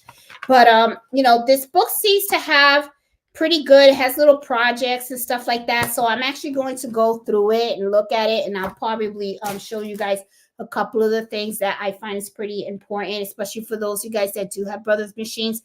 There's a lot of functions on this machine that are pretty helpful, like the basting stitch, slowing down the machines and stuff. That is one thing that I get asked a lot. So I do have to take the time to show you guys how I actually do that for designs that require different size needles and different weight threads and different speeds at different times while you are embroidering a certain design. Okay, because what happens is, with what I really love about the machine, is it knows exactly, you can set it up where it will actually slow down for a particular section of the design. Instead of you standing over the machine and having to stop it, change the speed of the machine, and then continue on. It'll do it automatically and stuff. So I'll make sure to show you guys how to do that. It's like, it's kind of similar to reserving a needle. It's pretty simple to do. Like I said, when it comes to those type of designs, it's really mostly setup time that it takes a long time to do. However, though, once you have those machines set up, it's just taking the item, hooping them correctly, sticking them into the machine, and then you're golden, and you just keep rolling with it, and then you're good. So, I'm pretty excited about, the next bulk order that I get, because now I have 2 of the 10 needle machines, so I can run them both and reserve, slow down the machines when I need to and all that kind of stuff. I will videotape when I'm doing that bulk order, because it's going to be a little complicated, and it'll show you guys some of the functions from that machine and stuff. So yeah, let's see. Thanks, Christina. I appreciate that.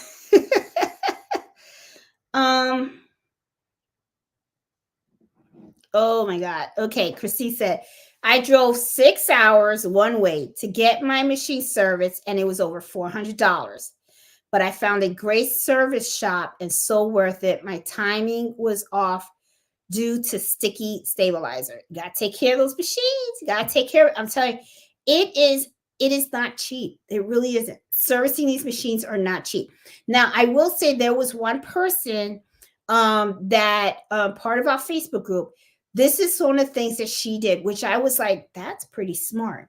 What she did was, her and her husband took a class on sewing machine repair. Okay, I think it was like a week class, and she said it was about like $2,000 or something like that.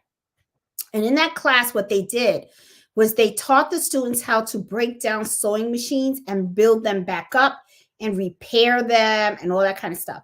So she said it was so worth it, because now that she took that class, she's able to do her own repair and her own maintenance on her machine. And I have to tell you, when she told me that, I was thinking to myself, I'm definitely going to have to do that. So I know when I retire, I'm going to be on a fixed income, so I'm thinking maybe that's probably something that I'm going to do, is when I retire, I probably will suck it up, pay the money, go to the school, travel down there, stay at a hotel and stuff like that, and then take the course and everything, so that when I come here, I'm wondering my embroidery will probably get a lot better, because now I have a much better understanding about how the machine works. So I'm pretty excited about that. So I was really glad that she shared that information with me, because I was kind of like, it never dawned on me that you could take a class on how to actually do repairs on the machines, and then you're solid, you're golden, because that means that if my Juki breaks down, I can fix it. My brother breaks down, I can fix it. My sergers and everything, I got it. So I'm pretty psyched that she shared that. And I was like, that's a very, very good idea. And another thing that she also shared also was because she took that class, right? And she knows how to fix sewing machines. People around her found out that she knows how to repair them. So they actually pay her to repair sewing machines. So not only does she sew, but she repairs her own sewing machine. But when people ask her, she goes and she repairs other people's sewing machine and she charges. So it's another way to make money. So I was kind of like, you know what? That's not a bad idea. She's pretty smart. Very, very smart thing to do. So I was kind of like, oh, okay.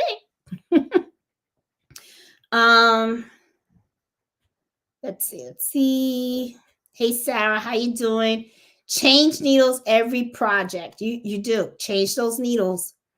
Yes, and that's another indication. Yes, Eartha says, I can tell when I need to change my needle because my machine sounds different. And it does. It really does. Because seriously, guys, you will hear the difference in the sound because it's like a pounding. It's like it's pounding on the fabric. It's louder. So you can actually tell. And you'll be like, that's a dull needle. So it's time to change it and stuff. Let's see. When I Miss Wells, how you doing? Joining in, multitasking, doing something else while I listen. My brain is shivering. Now I'm listening, thinking cost of the machines and repairs. It can get up there. I'm telling you. Hey, Liliana, how are you?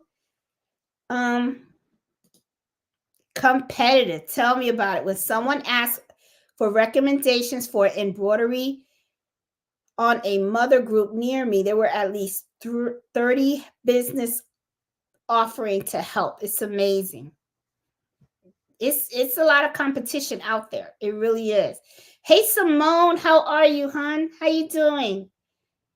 Let's see. Hey, Terry, what payments do you accept? For my business, I accept all of them. I actually invoice through Quicken, and they pay me through Quicken. So I accept credit cards and all that kind of stuff. So that's usually how I do it. I have it all. I use not Quicken. I'm sorry. I was telling you Quicken. QuickBooks. I use QuickBooks, and I invoice through QuickBooks, and they can pay me through QuickBooks. They can even pay me using credit card and all that kind of stuff. So that's how I do it, Terry. I use QuickBooks. Let me see. Jeanette, what is the stitch you mentioned that requires so many extra stitches? I'm brain dead. Okay, Andrew, I'm talking about knockdown stitches. That's what I'm talking about.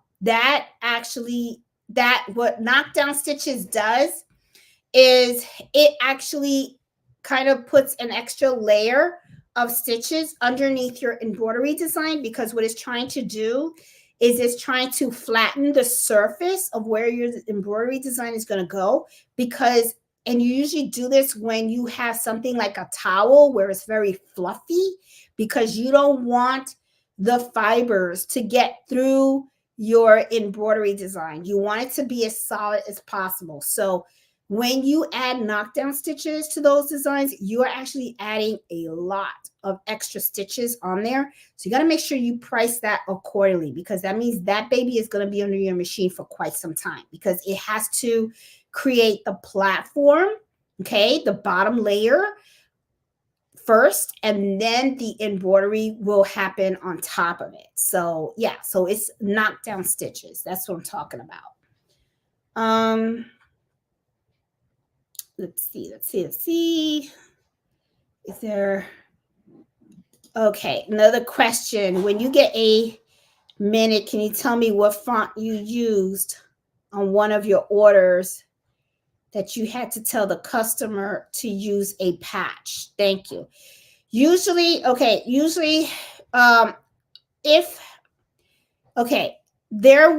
is a video on there where I had to tell the customer that a patch had to go. Now, if it is an order that I use for a customer, usually what I did was I took their design, okay, that was digitized, and I created a patch out of it, okay? There is no font, okay? The font is part of the design. So the digitizer actually created the design for that particular letter, okay? So Kathy, I think what's happening is that you're seeing something that I embroidered for a customer. And, you know, if you have something like, there is one video in there where the fonts were so small, and it was for a tax company, a tax accounting company. The fonts were so small that it actually synced inside the fabric. And I knew that was going to happen. You know, but the customer asked and told me, hey, I want it on this jacket. And I said, it's not going to look right. So what I did was I said, okay, for the kicks of it, so I can prove my point, I embroidered it the way the customer wanted it. But at the same time, what I did was I took that design and I created a patch for it. And when the customer came to pick it up and I gave them the item, I also gave them the patch. And I told it so that they could see that in the patch, because that lettering is so small, it's not, you know, on a patch, it's not going to sync. But if I took that type of lettering and that logo of theirs, it was going to sync. And when he saw that it was syncing inside of that, he was kind of like, oh, now I see what you're saying, you know? So I was like, okay, now that I have the patch, what I'm going to do is I'm just going to put it over it and I'm just going to sew around it. And that ended up working out so much better. But yeah. Let's see.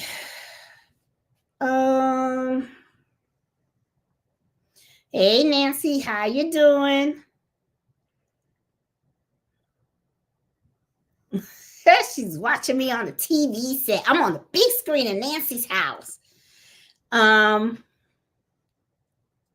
see.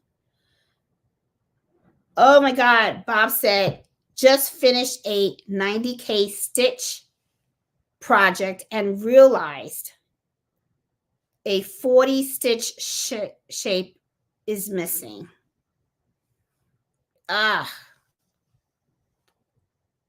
That's a big boo-boo. I know you're not happy, Bob. You're probably like, beep, beep, yelling all over the place. My first 1055 boofu was forgetting to put the bobbin back in after oiling it and starting a stitch out. Oh my God. I've done that. I have done that where I forgot to put the bobbin back in and you end up with a mess. Yes, I have done that. Oh my goodness. And for you guys that don't know, this is my sister and her channel is Gifts HQ. She does a live craftaroon. I think crafter noon at 12 o'clock Eastern Standard Time and stuff. And that's the name of her channel, Gifts HQ. So that's Nancy. And she just cut the wrong side of fabric. Save it. I'm sure you can make something else out of it.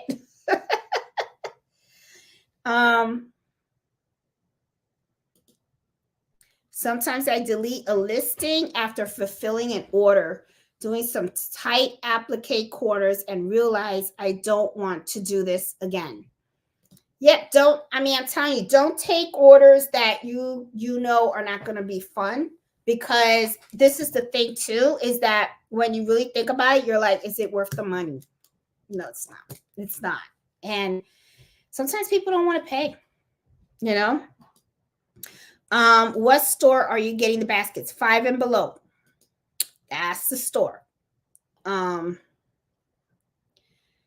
Let's see. And I think the dollar store has baskets too, but keep changing. I need more cushion on these seats.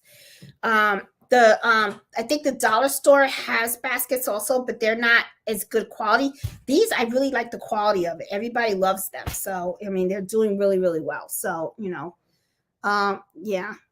I love my sewing. I know I miss sewing. I want to go back to the sewing part, and stuff. But I do well with the embroidery, and the embroidery things always keep coming in and stuff. So Lillian said, I've been seeing embroidery machines for sale at vintage boutiques, which is a place that may work for some people with small sales commission. There you go. There you go. And you know what I like about that idea is that it's a local place. So, and this is the other thing too. Sometimes you could buy a used embroidery machine, right? And even though, you are in a way taking a risk, right? Because you don't know, like, how they took care of it and stuff like that. But if you already have someone that knows how to repair embroidery machines and sewing machines and stuff like that, and you're getting a really good deal on an embroidery machine, I would get the embroidery machine, and then I would just have the repair guy come and look at the machine and do a service on it. That way it's kind of like you got a new machine. It's no different than buying a used car. People buy used cars all the time. They take the used car, they take it to a mechanic, and then the mechanic says, well, you got to do this, that, whatever. And you're like, okay, well, it's a cheap car, so I'll just pay, I'll just pay to get it serviced and stuff like that. So it's no different. It's almost the same, yeah. So let's see. Oh, she says, I want to do a monogram on a very stretchy fabric. Would you recommend water soluble on top or no show mesh? No show mesh in the back, because this is stretchy fabric, Angela. So what you don't want, and I would probably starch it. Because the thing is, what you don't want is for that fabric to shift. Okay. It's stretchy, right? It's not like cotton fabric or anything like that. So you want to make sure that when you hoop it, it's hooped evenly. Okay. Look at the fibers, how they run. You want to make sure that they're straight. Okay. You don't want to overstretch it when you're hooping it. You want to make sure that you're laying it flat, relaxed, and you want to hoop it correctly. If it's stretchy fabric, I would put no show mesh, but then I would also put cutaway stabilizer as well. Okay. Because sometimes a no show mesh may not be too strong for it. But I always like to use cutaway stabilizer, and the water soluble stabilizer, I don't really use that on flat surfaces, right? I am more focused on things that are kind of fluffy, like here, this has a little fluff, right? So here I would use that type of topper on it. But if I have a surface that is kind of flat, okay, if that stretchy fabric is flat and it really doesn't have any fuzz, it doesn't hurt to use it. But to be honest, the water soluble stabilizer is the whole purpose is to give the thread a lift, right? It's a layer to go between the fabric and the thread. And usually it helps when you have something fluffy like this.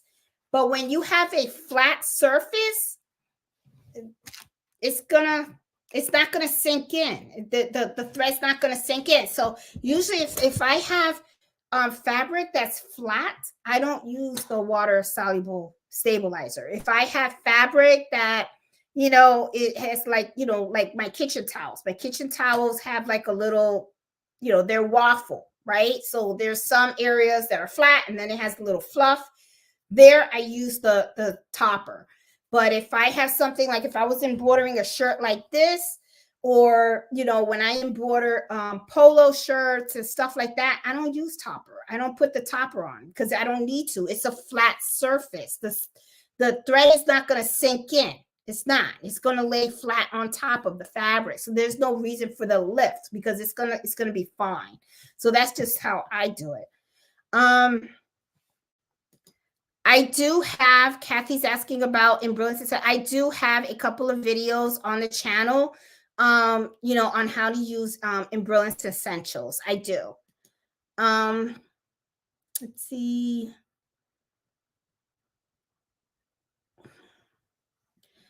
Oh, she's okay. Yeah, I have seen some people that do sell this.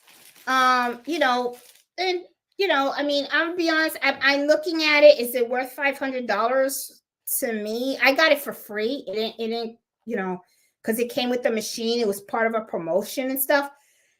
Honestly, I don't see anything in here that's not in the manual. Okay, now have I used the card and put it in the machine yet? I haven't. So I'm gonna do that. I'll look and see if maybe the video is maybe more detailed or something like that to teach you how to actually use some of the functionality of this machine.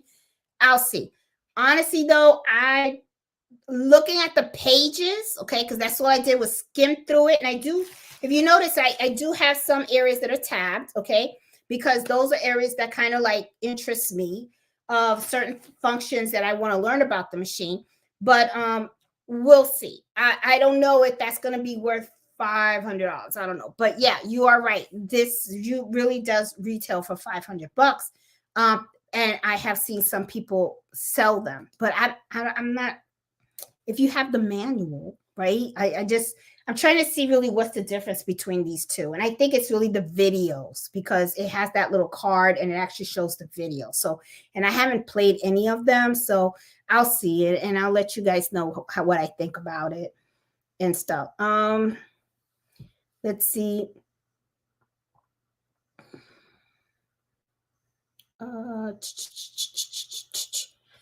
Going down. Hey, Allison, how are you? Hey, Tammy, how you doing?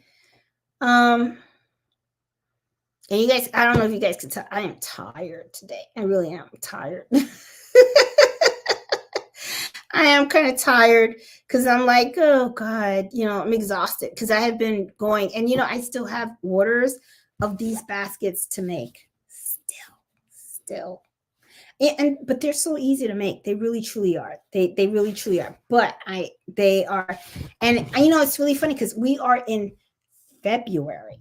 I'm like, wow, February. And these, I'm like, okay. Yeah. But, and yeah, I'm going to have to. And then tomorrow I got to take Mel to the vet because he's been scratching a lot and stuff. I don't know if he has allergies or something like that. And then, after the vet, then I got to go back to the store and I'm going to see if I got to buy more of these baskets and stuff. So we'll see. I don't know. We'll see. Anyway, guys, see, I am going to call it the night because I am pretty tired. It is like 10. It's getting close. It's like 10, 12 and stuff. I am a little exhausted, and stuff because, yeah, I got a lot of work. I've been working nonstop and pretty tired. So I really want to hit the bed and stuff. And this is the fake too, is sometimes I do push myself. And the reason why I push myself is for a reason, because when I hit that bed and I say, I'm going to be lazy, boy, I really know how to be lazy all the way. Okay. Then it's really a struggle for me to get back into that work mode and focus. Right. So that's why when I am focused, I try to make sure that I stay as much as I possibly can, but I have to find that balance and stuff. So I'm hoping that tomorrow I could take some time where I can go to the gym and hit the pool because I actually like doing that. I mean, I feel like that's my time. So I want to hit the pool and go swimming and then hit the steam room and just relax a little bit and then come home, take a shower and all that stuff. And then I'll get energetic all over again, hopefully. So, guys, I hope you guys liked tonight's topic and stuff. And if you did, please give me a thumbs up. If you're new to my channel, please consider subscribing and everything. And I'll have more videos coming out. I really will. I'm going to try to see if I can put one video out a week, along with, of course, I'll be meeting with you guys every Friday to talk about stuff. If there are topics out there that you guys want me to explore and talk about, please let me know. Just reach out to me on Facebook and stuff like that. Let me know. And I'll do the research and stuff because, like I said, just as I like to teach you guys about what I learned and everything about running an embroidery business, and mistakes that I've made and all that kind of stuff and new methods that I'm learning and stuff. I don't mind learning with you. So if you guys tell me about something that you guys want to try and I haven't tried it yet, I hey, I have no fear. I will try it. I mean, I'll be like, okay, let's see what happens, if it breaks or whatever. I don't mind giving it a shot. So anyway, guys, have a great night. Please be safe out there, and please take care and have fun sewing and embroidering. Okay. So I will talk to you guys later. You have a great night. Bye.